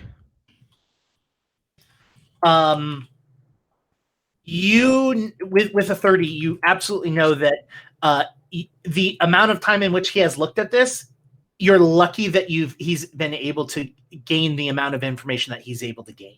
Like a deific iconic legendary item that you hold, that you know you possess. You know that this is an item that a god has given you, right? It's going to take a lot more than 2 minutes looking at it under a candlelight and a magnifying glass for him to be able to determine anything. So there are like what he is asking is a realistic ask. Hey, I would like to do more research on this to get more information to be able to tell you whatever. He definitely is interested in the fact that it deals with souls. Like he gets excited by you having an item that does that. You also can tell that he is excited that it is a necromancy specific thing, right? Okay. He is a divine caster, as he has told you, that works in a morgue. That sounds pretty up his alley. Right. But selfish, I mean, like, if Krug says that it does this and this and this, then I can use it for XYZ. Is like that's the intention I'm trying to find. I would say that he's not keeping you here longer than you need to. Okay. Like if you decided I'm not interested in leaving, he wouldn't like grab a hacksaw. Okay. You know what I mean? Like he's not interested in stealing it from you, but he is definitely interested in learning about it. So it's like, yes, there is selfish reasons behind it. He wants to know more. And that's as fine. you can tell by the stacks and stacks of books, sure, that he's opening up dead bodies. Like you don't know why, but like with a 30, I'll give it to you. He's opening up dead bodies to understand why people died. You know, like that's very much a thing that he does. So you can tell he is all about gaining more knowledge. Listen, I don't know you very well, and I normally am a lot more careful than this, but in the interest of me figuring out how to help these souls, people, I'm going to say people. In the interest of me learning how to help these people as quickly as possible, and in the interest of your own academic pursuits, I'm going to trust you with a lot of information that might put you in danger more than it puts me in danger, to be genuine. Are you okay with that? You must understand what I do here puts me in danger. I mean, this is a lot of danger. I understand that I'm not the only one who exposes their life to danger like that, and I'm definitely not the strongest person in the world. And you might be able to beat me up with your eyes closed and your hands tied behind your back. But I mean, look, these things, stack on top of one another. I don't want to give you more than you can handle. How about this? We have an ongoing agreement. At any time during this process you want to leave and stop, you can stop. Anytime I feel like I've gotten in over my head and I need to leave, I will tell you. It is not something that I feel that we can or should make a promise 100% of the way right now if neither of us have all of the information. Does that make sense? I hold out my hand for a handshake. He reaches in, and as you touch his hand, you can feel he's cold. And Ella reaches in and puts her hand on top of all yours. I'm in. And that's where we're going to take a break. We'll be back in about 10 minutes. So we'll see you at 3:13. Bye, everyone. Bye. And that is when Kellandale blew up. Sorry, everyone. I will say one last time, and never again. I'm sorry. It was my fault. Yeah, but Remy escaped and no one else did. And now Remy's invulnerable because of the radiation from the blow up. And now Remy's a god. Okay. But Remy does have these hand wraps now that have the souls of their best friends, Krug, Robin, and Moss inside of them. The world is doomed. Oh, bye, Jake. Hi, Jake. Bye, Here, I just...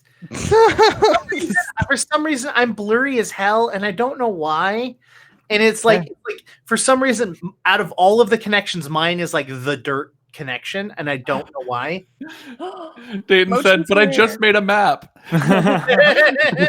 you know that your little feed is missed. Oh, there it is. Yay. Yes, I am aware that it was just Just making sure. because I made it disappear. Anyways, Someone else came to say hello because she was jealous Hi, about all Moch. of the attention that Maya was getting in the first half. By the way, Yeah. If you look closer, you can see Markle's nose and tail back there too. okay. Oh. So as you have Jan's cold hand in your hand and Ella's hand on top of all of yours, you feel your back pocket vibrating. Oh, what an incredibly dramatic moment for me to be receiving a message. Excuse me for 1 minute, and I reach down to my pocket and I pull out the box. Yeah. Hey, Krug! Hey, there you can hear the bustling of like the bar right behind Remy. Krug! Hey! It is past the time for you to have been here, so quit your lollygagging and come over here to the Tipsy Crow. Come on. I will definitely be there, Remy. You just got to give me a little bit of time. Also, great timing on this call. I'm gonna use my one. You're gonna do it without me being there to see? I'm very sorry, but Krug, this is substantial. This has not happened in 40 episodes. I don't know.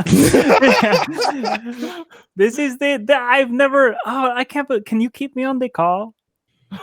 do you really want to be on the call while I literally? Krug, explain... you're doing your one, and like Remy's dabbing. Krug, come on, you're using the one right now. I don't remember. Is it possible for other people to hear what's going on through the box? Literally a little speaker. Yeah. Okay.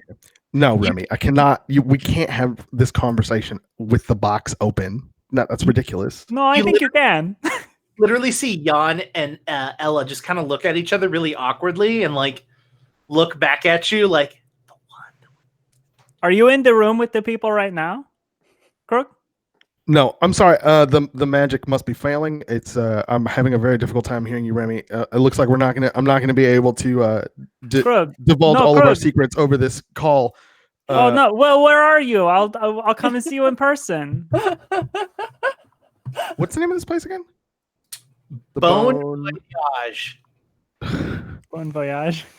I'm at that the punny morgue. Bon Voyage. The Bon Voyage. Right. Wow, this is interesting, Krug, that you have kept me on the call and the magic has not failed. Oh, I hang up. I'm going to sprint to the Bon Voyage. Of course, I'm not kidding. Get the Gorno, you'll be faster. I'm not. And yeah. I'm gonna look at the two tieflings and say, look, you'll understand the one as I tell you the story, and I'm gonna tell them 100% of everything. Okay, wait. I want to roll to get there before you do that. What is 100%? Like, are you going to tell them? That's again 48 episodes of content. Are you? So. No. You're specifically talking about Court of Corvids, right? Like, you want to tell them specifically about Court of Corvids? I need to know exactly. Yeah. I get it. I want to tell them from the beginning of the Court of Corvids series of events, right? Like when we went into the forest, till now, everything that has happened. Okay, are you even going to tell them that Arturo has a secret base inside of...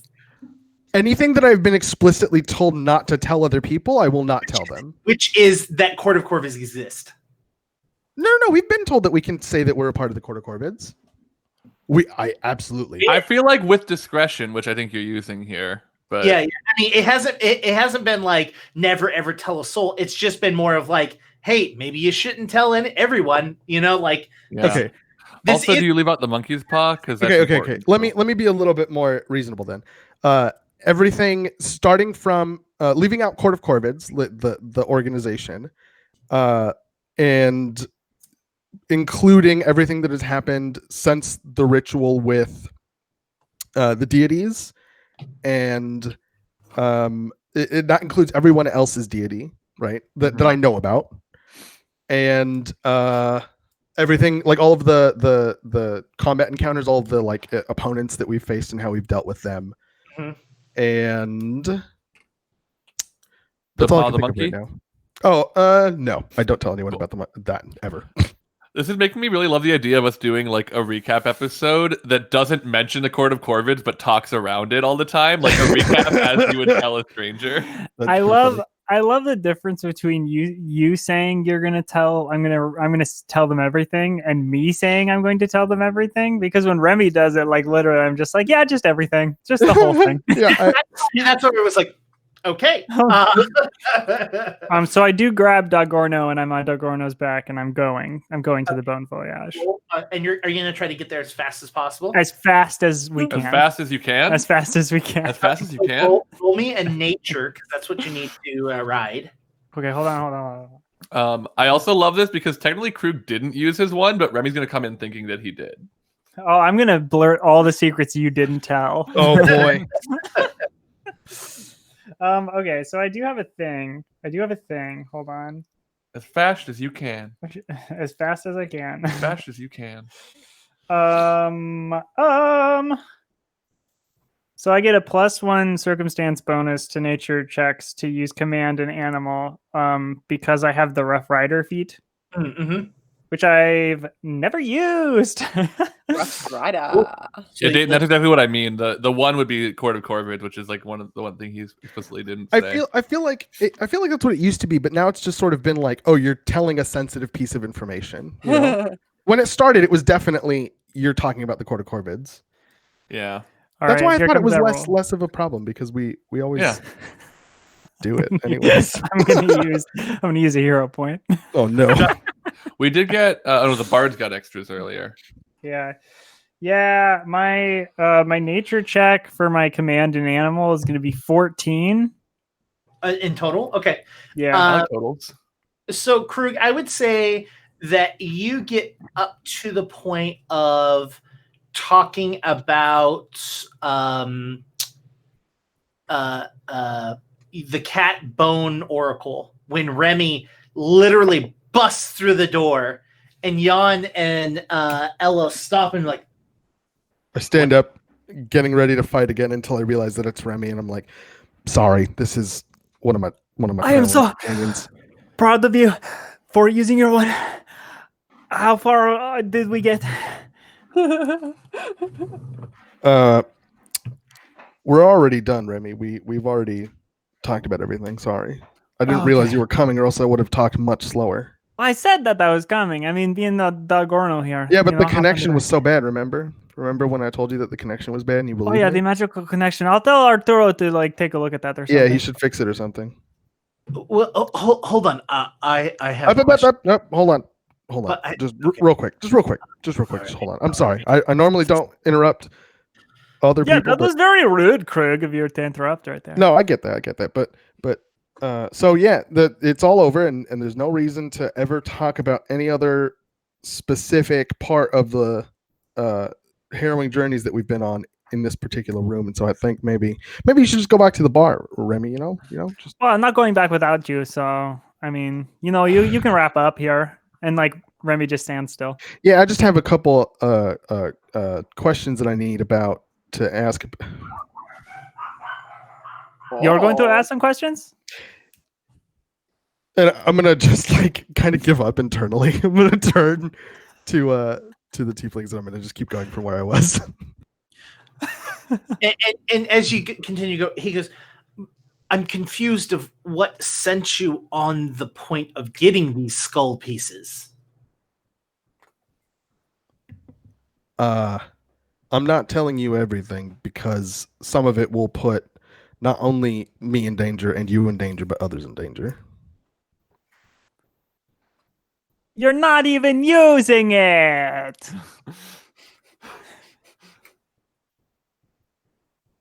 I'm confused. Look, that's fine. We all have secrets. We all must keep our secrets. I get it. Yeah, you have no idea. But I give Remy. Can I roll intimidation against Remy? sure. Yeah, if you need to get me out of the room. No, I don't need to get you out of the room. I just want to make sure that you understand that there will be Krug-related consequences to discussing things that you should not discuss. That having been said, I'm not good at this. Not good at this Krug at all. sequences. Cruise Boink. sequences. What about a 16, Remy? What would Is that that be? against Will DC? Yeah, what is that? Yeah, will DC. I don't think that's going to do No. it. 10 plus you're- 9, so 19. So I'm wow, fine. that's actually very close. Hero It was point. really close, Hero yeah. point. Yeah, hero point. Let's go. Also, I would like to point out that Remy has an advantage when it comes to fear effects. So Oh, that's true. If it's no There's matter, no yeah. way. There's no way I'm going to win. I got a 10 total. So there you go. Damn. yeah, you critically succeed. No, I'm just kidding. Yeah, you can tell that Krug is trying to intimidate you, but it's like he's just like stupid. He's too cold to really pull it off. He's like, stop. I love that. Okay. I'm gonna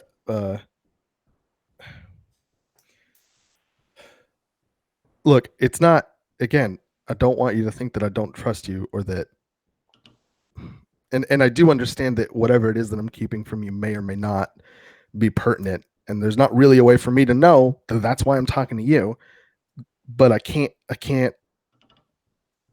sacrifice one of those things to help this thing. That it's too big of a risk. The consequences, I don't understand them well enough to be able to even make that value judgment. Do you understand what I'm saying? It's just I don't feel comfortable doing it yet. So they have to stay secret for now. Again, you're great. I think that I trust you as much as I can trust anybody that I just met. I'm going to be completely honest. This is very awkward. Let's just leave it at this. We're going to have plenty of time to continue to work with each other and figure out this. But yes, there's a lot to take in of just what you've said thus far. So I can't imagine you telling me anymore and it not being maybe too much. Yeah. Reasonable. Okay. And Ella like looks at the two of you and goes, why don't we all head over back to the Tipsy Crow and have a drink? Yeah. And she kind of leans up against you, Krug, and puts her shoulder into your shoulder. Yeah, I haven't had a drink in a very long time, and I feel like I could use a couple. Yeah. And especially if we're all going to be working together or something. And Remy, you remember that there is a nice frothy glass of chocolate milk waiting for you on the table. Oh, yes, I've got the chocolate beverage. It's apparently a business drink. I don't know, but yeah, next one's on me. Jan and Ella literally go, ooh, business drinks? And we cut back to the bar. As Targus walks over with a large plate on top of his head and his hands on each side, he pushes the plate onto the edge of the table and he climbs up on one of the chairs and he sets a drink in front of each of you and then immediately walks back in that same circle, putting a small, what seems to be glass about maybe a couple inches tall with some sort of clear liquid inside of it in front of each person, and he goes, okay, we do business drinks. And he takes 2 and he shoots one and just downs the beer. He goes, come on. I'm about ready to enthusiastically chug with your targets, but I just wanted to make sure. Are these also zombie-free beverages? And he looks around. I got a real perception, but whatever he says. Yeah, go for it. Okay, yeah, that's 22. Yeah, so he just kind of looks around and he goes, do you want them to have zombie parts in them? I really don't. I really don't. I would. You're good. Okay. Well, no zombie part drinks here. In that case, hold on now. Okay, but these ones really don't. No. You winked targets, and that typically means you don't serve those. But okay, but no wink. These don't. Okay, all right. Well, you know what? But if you wanted to, we still don't serve those. We really don't. So it's okay. Listen, to Moss, and if I may, to Moss and Scott's bright, warm, long future, together, as lovers. And then she just like takes the shot and downs the beer and stares off into space. Okay, so you're gonna make 2 fortitude saves. Oh no!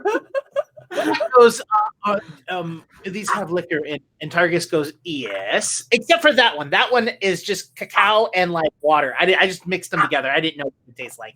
And he goes, I'm actually not drinking. And he goes, oh, gotcha. And he takes Scott's drink and goes, 2 for me. And then he takes it. Yes, but that one does. That one you're good on. That one you're good. I respect someone that doesn't want to drink. That's their thing. Like, if they don't want to drink in the sense that I don't drink alcohol, not like, oh, not tonight, because if it is tonight, it is tonight. You know what I mean? It's not tonight. It's not ever. No, for him. But for you, no, I know, and I'm saying for him, it's not just a tonight thing. I think your dogs are fighting. Yeah, they are. I can't make them stop. You hear a small dog just gnawing at a bone. They're not fighting, they're play fighting. Yeah. No. They're not going to stop until they get over it.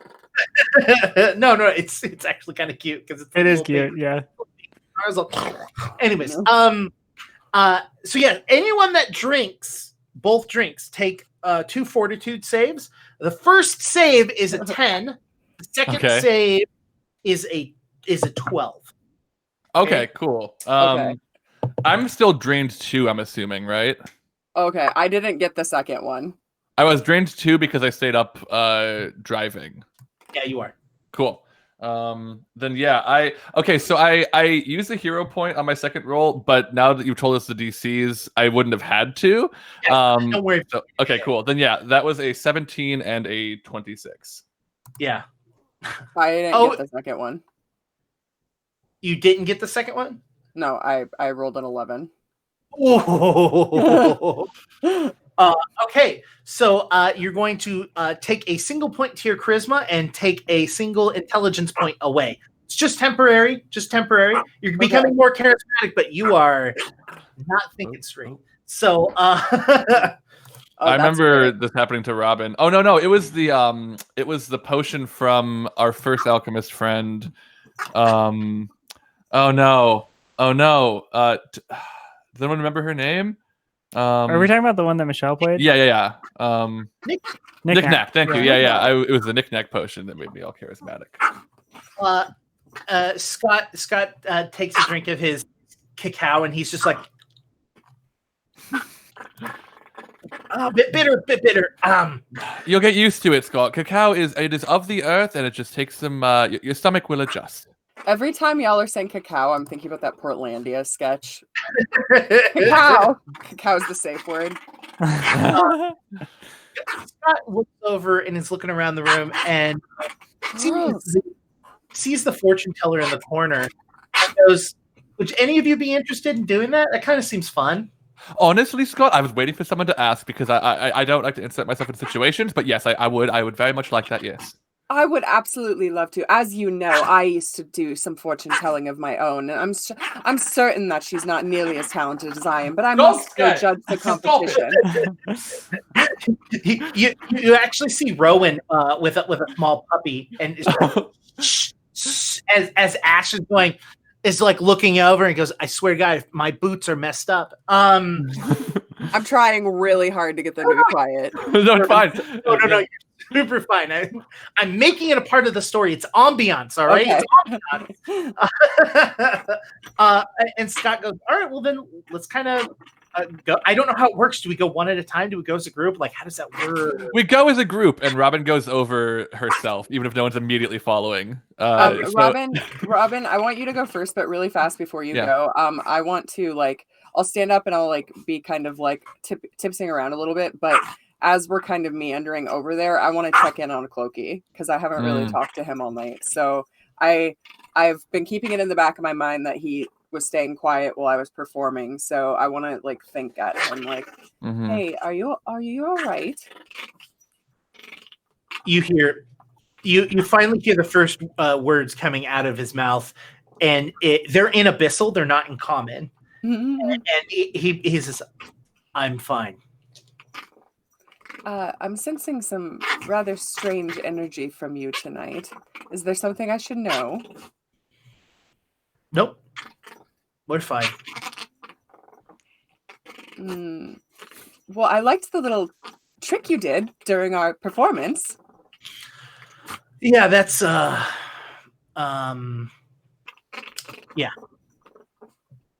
That was by control.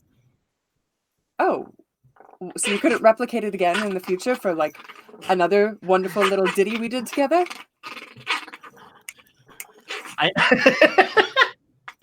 Girls! I might. I don't know. It only really happens when I'm angry. Oh, why are you angry, Clokey? I think that is a conversation that you need to have with yourself and not with me. And he kind of goes silent. You know I love you, darling. And Moss kind of snuggles Clokey up to her side. She knows exactly why he's mad. She's just trying to make him say it. Yeah, he's not going to. He's not going to. And you get that feeling you want it, but he's not there yet. He's not. He definitely is a bottler. He bottles his anger inside. You know? Moss also wants to think at him. You know why I was doing that. You know it has nothing to do with you. She knows she's not going to get a response, but she just wants to put it out there. Sure. And Robin, your feet pitter patter over to Zari as she looks up at you and goes, "Would you like a reading?" Your name is Zari. Yes. I read minds too a little bit. I don't read minds. I'm sorry, I lied. I hate lying. My partner told me they introduced themselves to everybody. The goblin earlier, very eager and strong looking. I'm sorry. I'm really sorry. But Zari, you seem very nice and cool, and I'd love to know your story, and I guess my story as well. Would you like your fortune read? Yes, I would. Yes.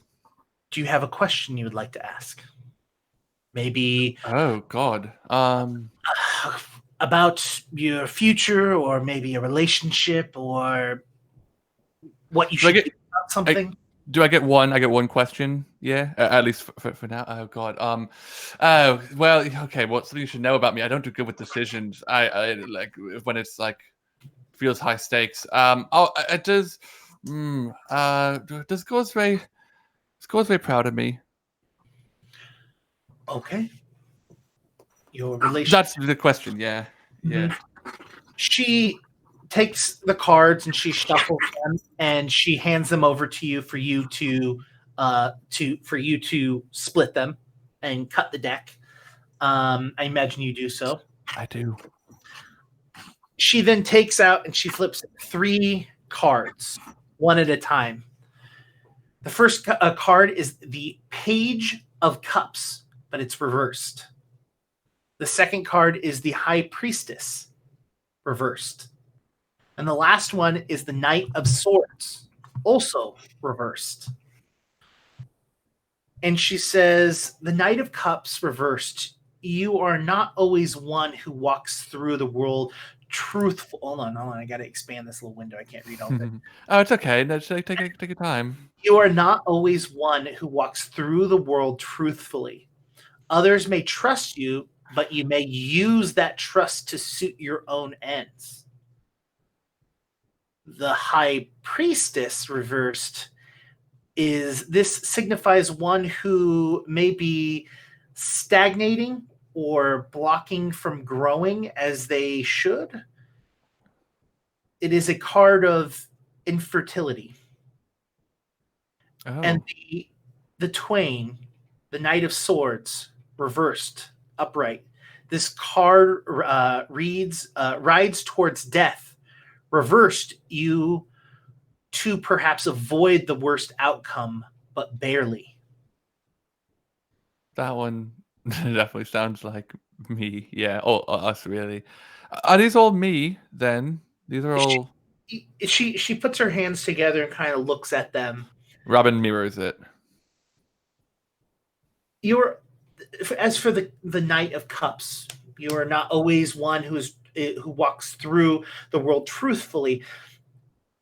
It isn't necessarily about lying per se. Like, it isn't like you're lying to a partner or a loved one or even Gozre, but more of that you're lying about something or hiding from something that you don't talk about, something that you keep down, something that you are, but don't want to tell people or don't bring it up.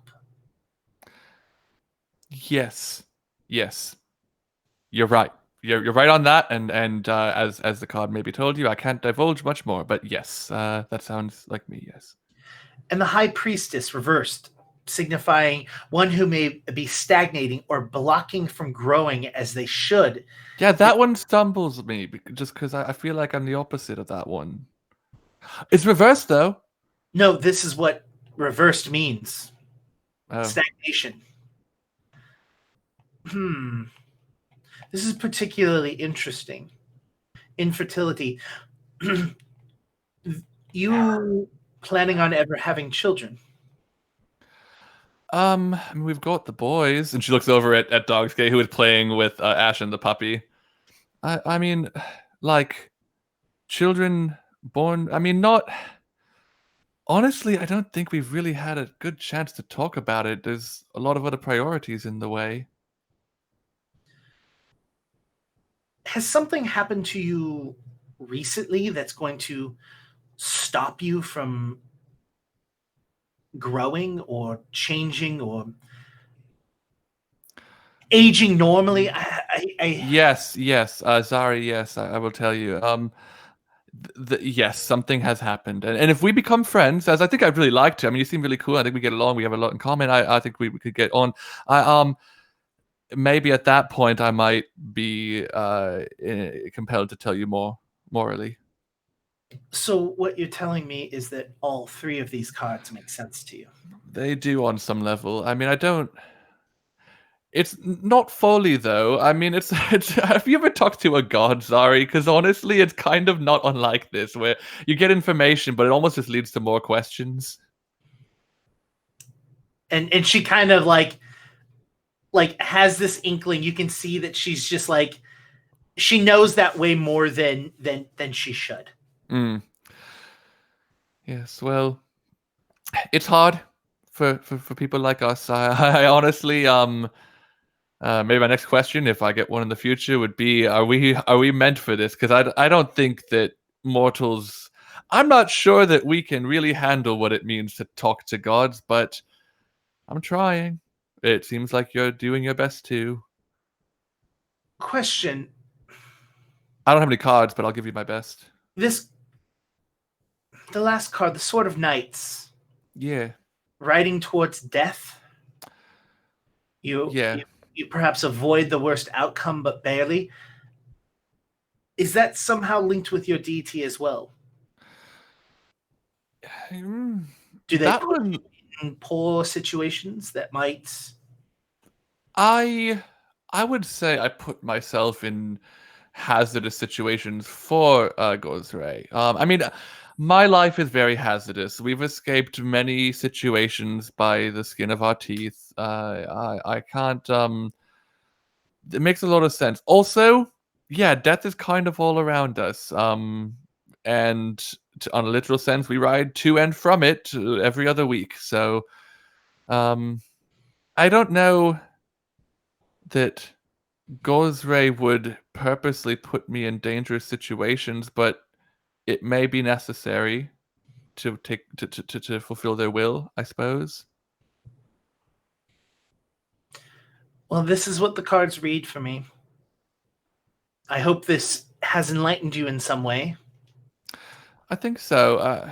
It's a lot to ponder on, Zari, I have to be honest, but you know, I suppose I've gleaned something, reinforced some things. It's cool that you do this. Thank you. Do you have like a standard fee or a treat that you like that maybe I could find or prepare? She nods and says yes. I believe, and Kate Kenny, you can let me know how much it is. I think it's like a couple silver. I'm not 100% sure, but she'll let you know, and you can give her that. Cool. And she looks over to Moss and says, "Would you like your card read as well?" Yes, of course. You see, I've done some fortune telling of my own, so this is more of a professional curiosity, but I'm very interested to see what you have to say to me. I have many things going on in my life right now. Scott, if you don't mind, I'd like to do this one alone.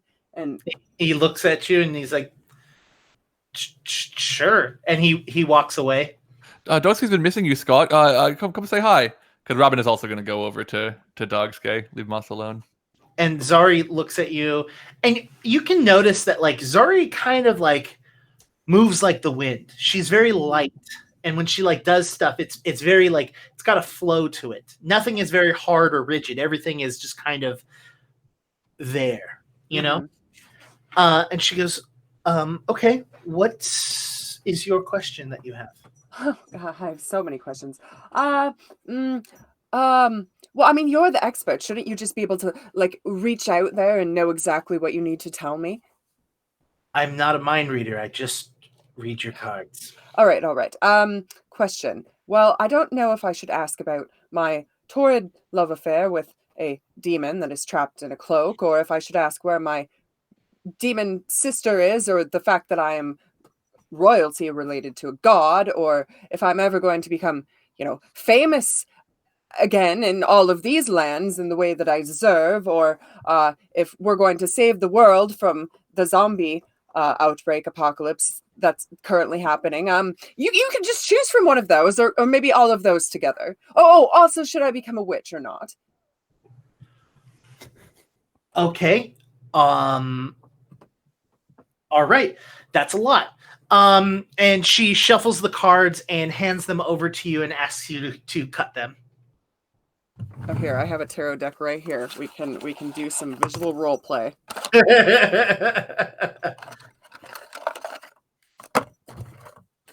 By the way, the player Kay Cunning actually has given me photos of all of the cards, everything.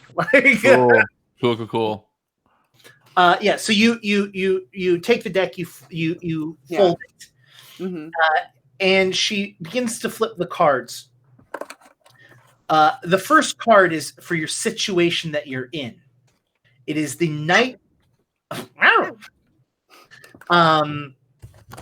the Knight of Coins.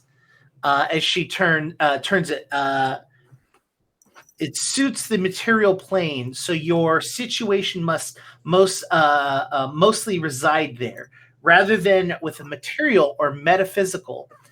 It is time for you to. It is a time of careful, intelligent actions. So the situation that you're in, it is here on this plane. It is not a mental problem. It is not a metaphysical problem. It is something that is physically here.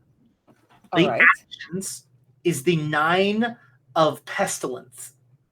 The previous card stated it is time to take care of the decision. Reservations and decisions are virtues, and plans may take time to come to fruition. so you must be patient. Yeah, P-E-N-T-A-C. Pentacles. Pentacles, which sounds like tentacles, but with pentacles. So the first one is the Knight of Pentacles. The second one is the Nine of Pentacles. Gross. The outcome of this situation is, and she pulls the card, is the Fool. A card of new beginnings. Once plans have borne fruit, look for time of new beginning and learning. It is time for reinvention and discovery. Oh, well, that's all very esoteric and not really answering any of my questions, but I suppose it's just giving me, some good guidance in what direction to go, as in no guidance, but thank you. She looks at you and goes, I feel that your mind is scattered, and that these may not be necessarily answers or solutions or actions that you must take about a single problem that you have, but they may be picked apart as you have asked multiple questions about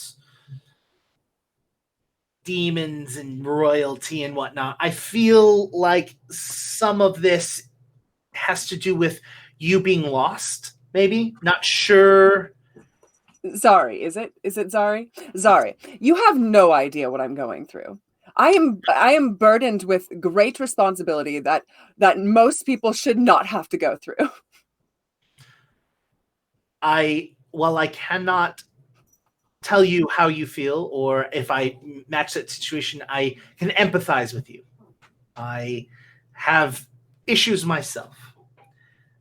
And she, a wild thought of chickens pop in her head. No, she looks at you and goes, would you like to go over this a little bit deeper, like I did with your friend Robin? Yes. Give me some more expose, please. So your situation, the Knight of Pentacles. The Pentacles is a suit on the material plane, so your situation must reside here. You talk about demons. You talk about royalty. You talk about all of these things. Is there something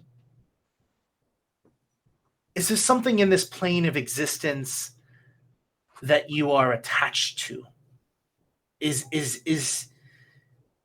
there a problem that exists here and not in other places?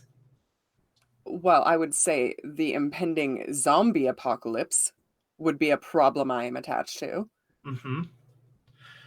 Well, the fact that I cannot find my sister, who has the blood right to the throne, despite the fact that she's never interacted with my family, but somehow just because she's a little bit older than me, she gets the throne to the underworld and I don't get the throne. So now I have to decide if I need to go kill her or like befriend her or what do I do there? How do I find my sister? I would say that these problems are more metaphysical than they are here, or mental. Will. What? Listen, Moss is the rightful heir to the throne of the underworld, and Zari's like, yeah, whatever. She's literally like, okay, maybe I shouldn't just offer readings to anyone that comes in. Genuinely, I made it my point as Robin to treat Zari as more of a therapist than a card reader, and I think Moss has really turned that up. Yeah. Do I have doctor-patient confidentiality? Says Moss in the middle of the bar. This unleashes everything. This just stays between you and me, right? Glasses clink over their heads. So you feel that your main problem is sibling related? Oh, I should say so. I mean, she's absolutely been a thorn in my side since I found out about her. Actually, have you seen her? You seem like the sort of well-traveled type. Have you seen this, like me, but more demony, but like not nearly as beautiful? No. I'm gonna say this is about when Krug and Remy walks in. Boom! Kicks the doors open, still riding on Dagorno. I'm like, hey, chocolate beverages on me. Robin takes another cheer. You two see that Moss is in the back corner getting her cards read as they continue to talk. Also, her body language, she's like hunched over the table, like very intensely, just like info dumping. Like, because Moss has literally talked to nobody except for Clokey about any of this. So this is like, let's go. You told Robin a little, but not remotely this deep. Yeah.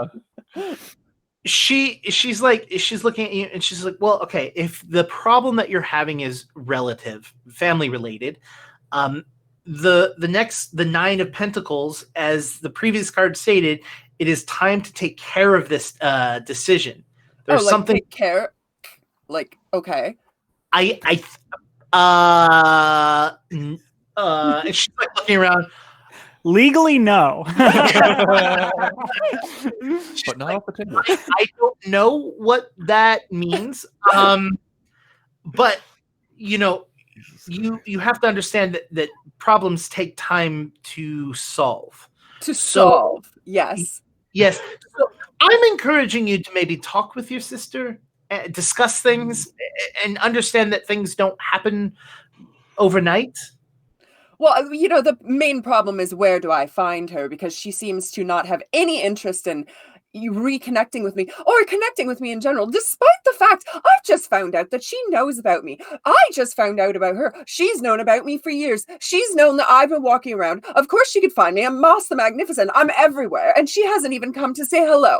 And I have to find out that I have an older sister who's a tiefling, and that I have demon blood in me too, and that I could have come out looking like her. But I didn't. I look like me, thank goodness. But, I mean, who does that? Who just doesn't come and see their sister? And she's like hiding from our great grandfather because he wants to like give her special privileges when I'm the one who's been extremely loyal and banishing demons and doing everything he asks of me. What's Krug and Remy doing? I'm coming over to the back. I'm like, Moss, hey, quit talking the fortune. Get out of here. And I'm like, as soon as she gets done like saying all of that, I'm like scooting her out of the chair. I'm like, hey, hello, fortune teller. Sorry, yes, we talked before. Moss, please, it is my turn for the fortune telling. I'm not finished, Remy. Moss the Magnificent, it is my turn for the fortune telling. She touches her hand and touches Moss's hand and says, I think that maybe we should do more readings, maybe later. And this is not her hitting on you. This is literally her trying to like looking back and forth and leans over to Moss like, does everybody want to have sex with you? Does it everyone? Well, yes, Remy, everyone does. But I don't think that's what's happening here. I think that perhaps Zari, I might have been a little too hard on you. You're a very good listener. I feel like I could talk to you all day. This definitely sounds like a sex thing. Zari looks very uncomfortable. Sorry. So you would like your fortune also read? Yes, lay it on me. My fortune will have changed drastically within the past week because my lifespan, hopefully, fingers crossed. No, but not double crossed. Wait, no, we want them double crossed. Oh. So I would like you to ask a question. Would you like to know about your future? Would you like to know about your future? Okay. Yeah, let's do the future. Whatever. Here's a question I will ask. Can you tell me my fortune, please? And she begins to shuffle the cards. She hands them for you to split them. You split them, and she flips the first card and says, "This card is a representation of you." I am not on there. I don't see it. She flips it over. It is a card of like an old, like witchy looking woman with a huge scythe in her hand. And she looks like she's about to like cut down some reeds while there is a crow flying above her head with a like a letter or something. I put my hand on Remy's shoulder. This is the crow. This is the crow. All right. Okay. No, this is me. I see it now. Please continue. Nine of Wands. You are one who meets opposition boldly. Success does not come without strife. This is a card of ill omen. Okay.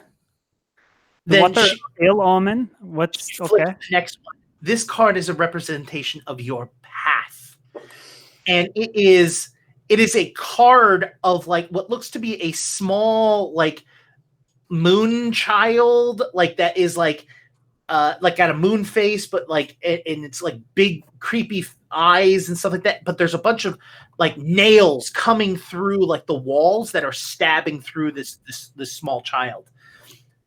The 10 of Swords reversed. For now, you walk a path where you hold an advantage. This advantage is fleeting. Now more so than usual. The last card is your potential of what you could become. And she flips it over, and it is a picture of what looks to be a huge balloon, like the hot air balloons. But the ropes that are going from the balloon to the basket are held together with swords. And there's a small person that's sitting in the basket, and the basket itself looks like a person with like a little moon face. Am I the person, the balloons, or the swords? And she just continues to read, the 6 of Swords reversed. In times of transitions, it is easy to leave the business unfinished. The past does not forget you. Do not forget it.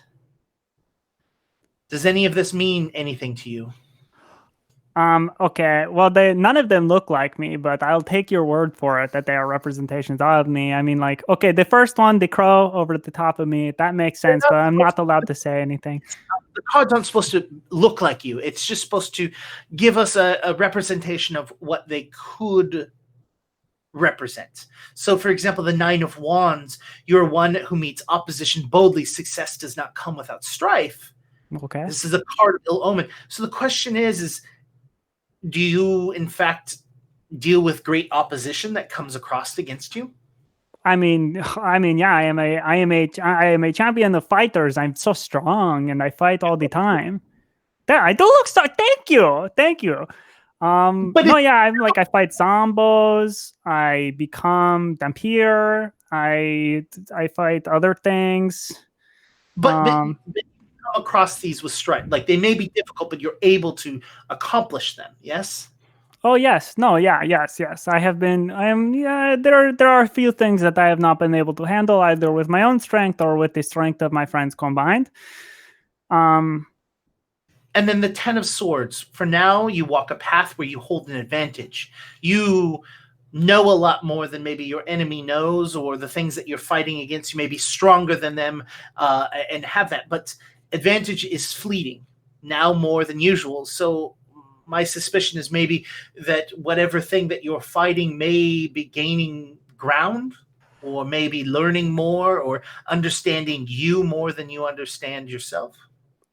When will I be getting 9 more swords?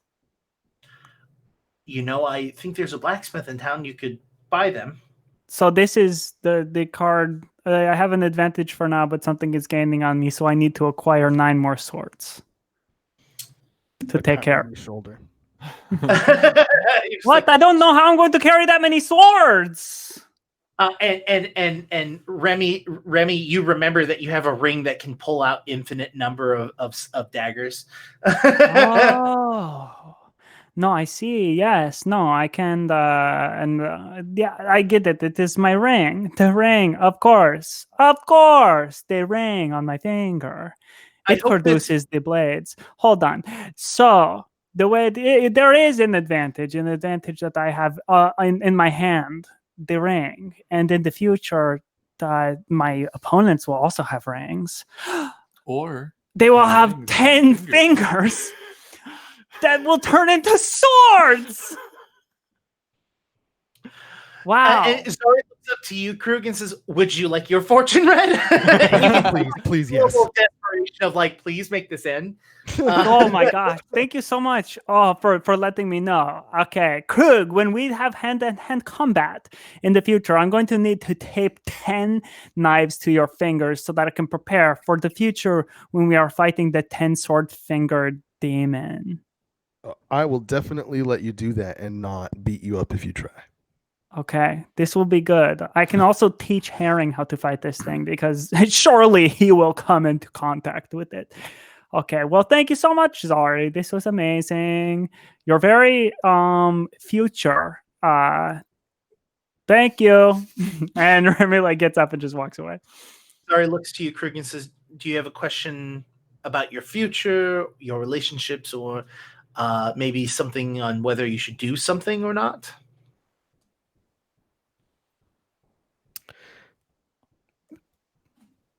We're gonna sense motive on that, whether you should do something or not. Just real quick. Just real quick. Wow, you do all sorts of sense motives here, but you never sense motive of the Morgue people? Of the Morgue? I think you did the once. Morgue I did. people? I did All twice. right, okay, well, yeah. Well, Rude. you didn't get very high. 25. It is the same question that she asked Remy, and is Did she? I didn't hear it. It's the same question that she asked Moss, which you weren't there for. But yeah, no, this seems to be Spiel's like routine. this is a spiel. Sure. Why? No. Man, picking the question's the hardest part, isn't it? Some say that, some say it's finding out the answer to that question.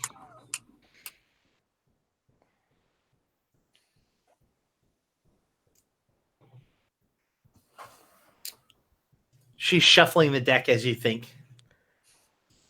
I'm gonna look at him to say, this is gonna sound a little bit cheesy, but I want to understand if what I'm currently doing is right or if I'm walking down the wrong path. Is that a good question? All right. Places the deck in front of you. Cut it. Cut it. Boop. I'm reading their lips from across the room. All right, Krug. Oh, I wouldn't have made any of you leave, by the way. You can stand there or whatever.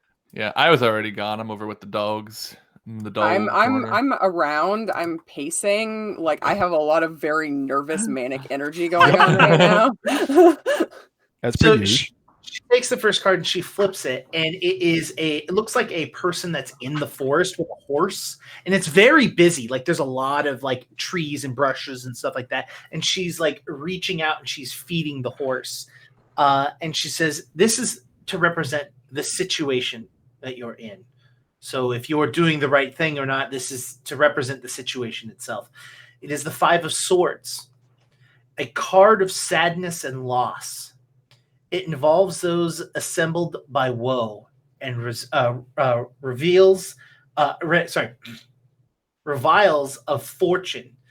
It is also a card of inner strength, though can carry one through, but not without difficulty and pain. That is terrifyingly accurate. The next card is the card that represents action. She flips a card, and this card is upside down, and it looks like someone in a cave, like in a forest, but it's like nighttime in a forest. Like it's like very dark and very clouded. The Three of Swords reversed. Whatever actions taken will cause more confusion and disorder. A subversion of law. The right action does not always feel right at the time. The third card is your outcome. This card is she flips this card, and it looks like a woman, a giant like water elemental woman coming out of the water, holding her arms up as like fire is behind her and like the water is pulling in from the ocean. She says, "Strength. Through loss and chaos, one can still grow and right what is wrong. It can take learning to listening to one's inner wisdom and pulling on one's inner strength to weather the storm." That card represents your outcome.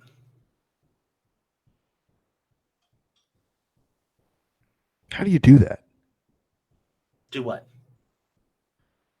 Whatever you just did, is this something that are you drawing power from this deck of cards, or are you? And as Krug is saying this, like a very small tear is going down his face. Is this power that comes from the cards, or is this something that you've learned? Can you do this with just normal paper? I don't understand what exactly is going on. She takes the cards and places them back together, and she starts shuffling them again and placing them down. She goes, "That is a burden in which I have to hold on to myself. I am sorry." I understand. And I give however much money it costs, unless it's like over 170 gold. And then I think it's 1 silver for a good 40 grade, 5 for a bad, but I believe Robin gave her a gold. Mm-hmm. But that's just what I do.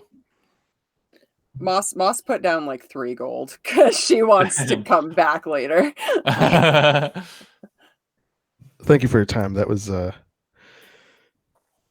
surprisingly enlightening. And she nods her head. And as you turn, Krug, to walk back to the table, you can see Arturo walking through the door. And he looks over directly at you and goes... I walk over to Arturo. He kind of gives you, like, grab everyone. I grab everyone and walk over to Arturo. Also, I grab 2 drinks, and I chug one immediately, and I just take the other one with me. Yeah, Okay. I was going to say Moss has too much manic energy, so she went to the bar and is literally just drinking anything alcoholic within reach. Roll me 2 more fortitude saves. I'm going to do the same. I ordered another round of the drinks. However many drinks you drink, it goes...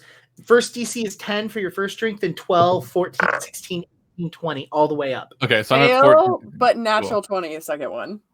Okay. Yeah, I succeeded on both.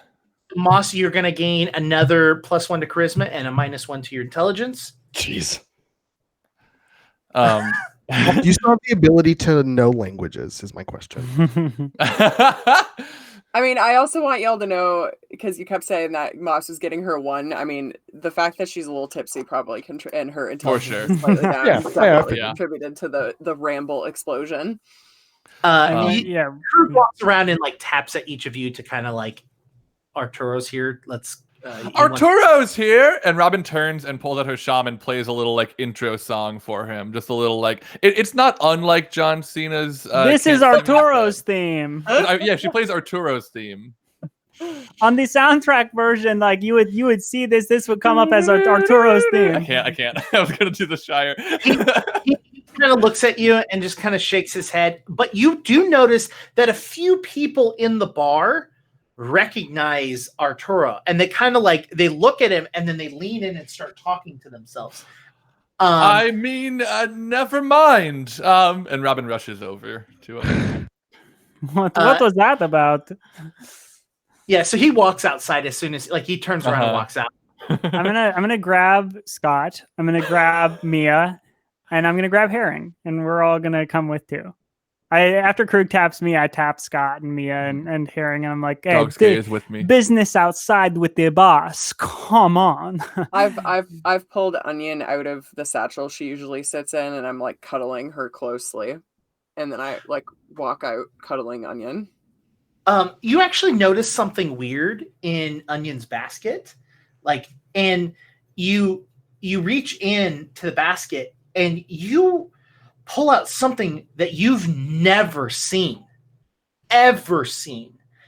It is 2 chicken eggs that have fused together and not made a larger, but literally 2 chicken eggs. And they are like physically a part of each other.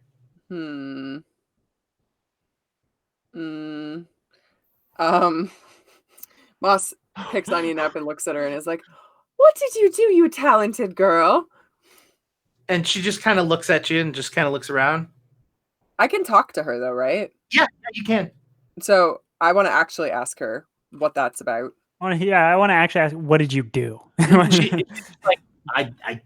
She's literally, I didn't do anything.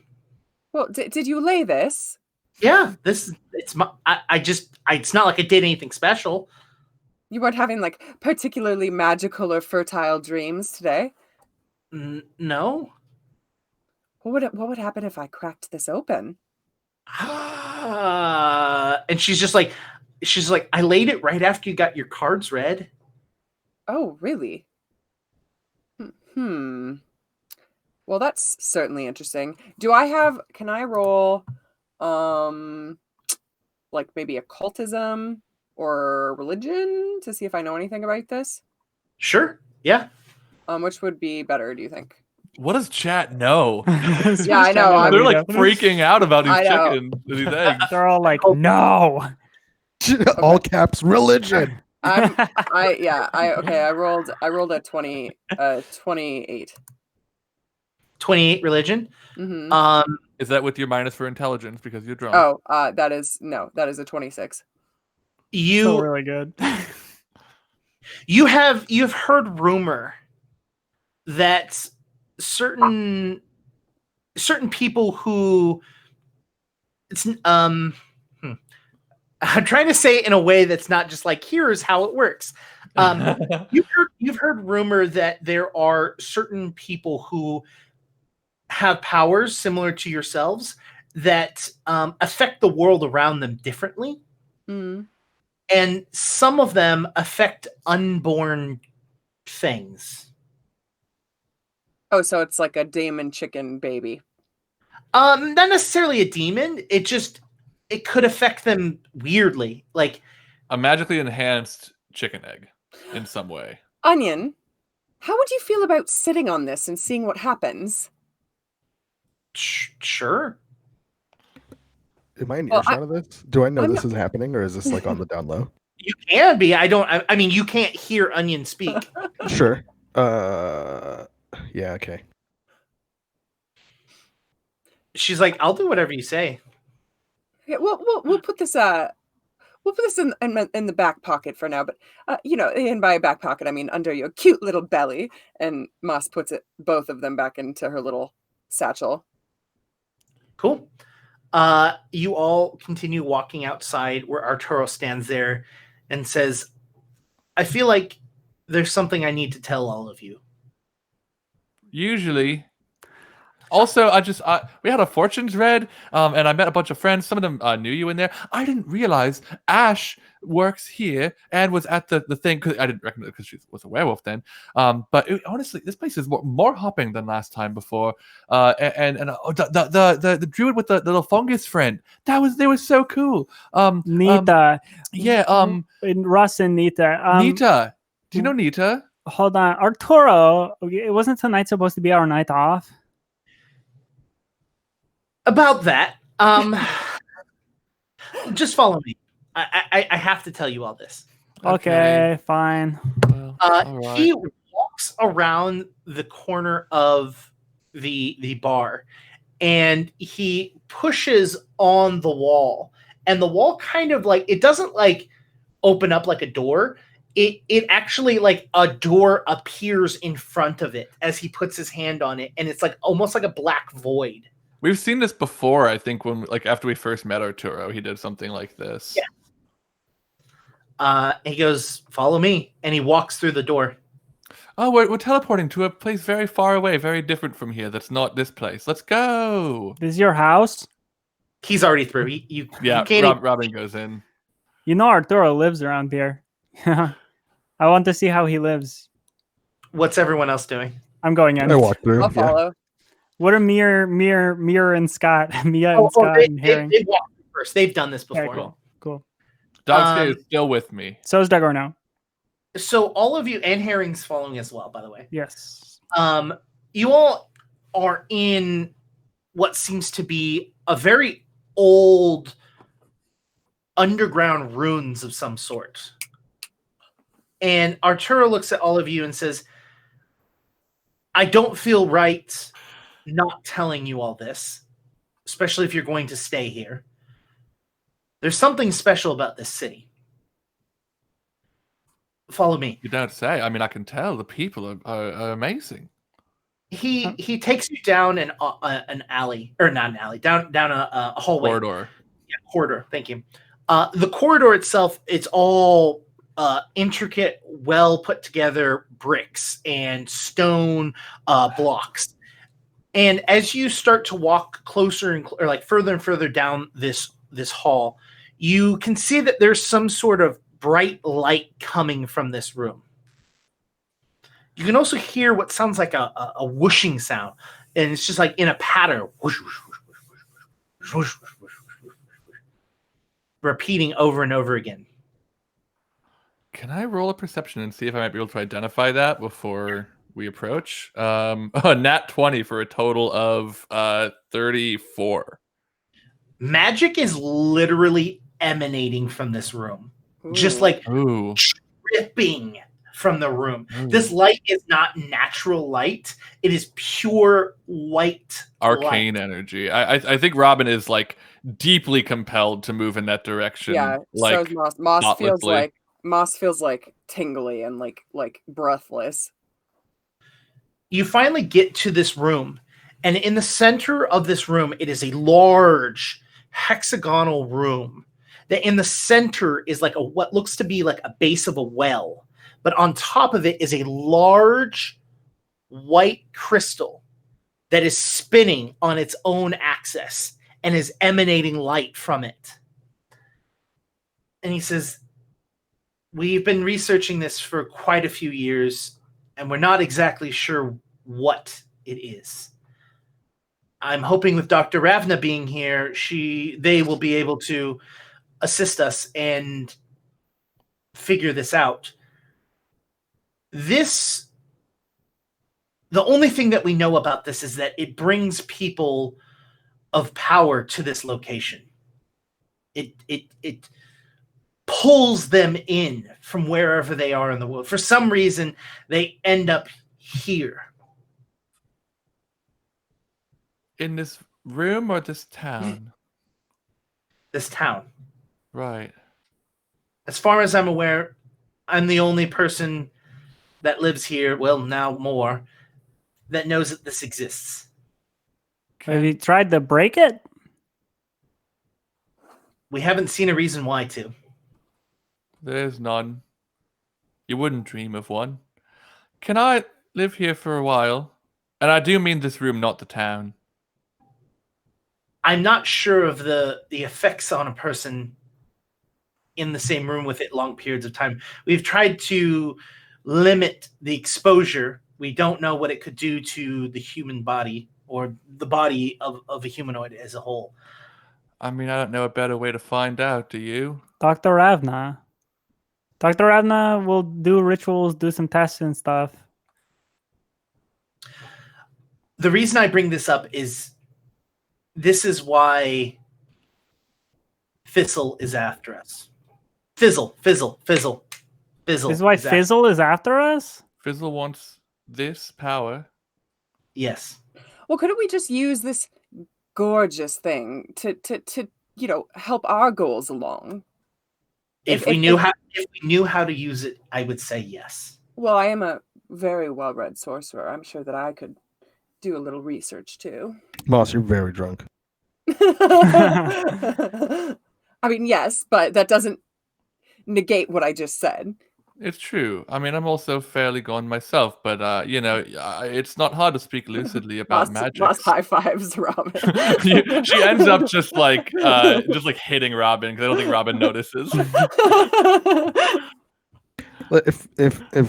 High five. If Fizzle's so interested in acquiring this thing, does that mean that Fizzle knows what to do with it or how it's used or what its purpose? Or you just think Fizzle wants it because it's shiny and big? And Capture Fizzle, ask Fizzle how to use it. Problem solved. Fizzle does not. He literally. Fizzle doesn't know how to use it. He just knows the same thing we know, which is it has great power. We were in the middle of doing more research when all of this happened, and we had to stop. When you say all of this. Sorry, go ahead. And Maz at this point pulls Clokey, is like whispering loudly, like, "Hey, do you know what this is about?" When you say all of this happened, do you mean the zombos or? I mean all the peaceful what cities? I mean what happened up in up in the peaceful cities. Oh, okay. Right. So yeah, you were working on this before you even knew us. Yes. Wow, you kept this a secret for a long time. Okay. Is I this felt under that- the city? Yes. The It's way- what all of those people that you saw up in the bar, they are our future. They are our future? Yes, the Court of Corvids, there's more branches of the Court of Corvids than the Corvids themselves, like you. Oh, like the court of other birds? Like the court of penguins? Court of That's- boobies. Do you know Court of dodos?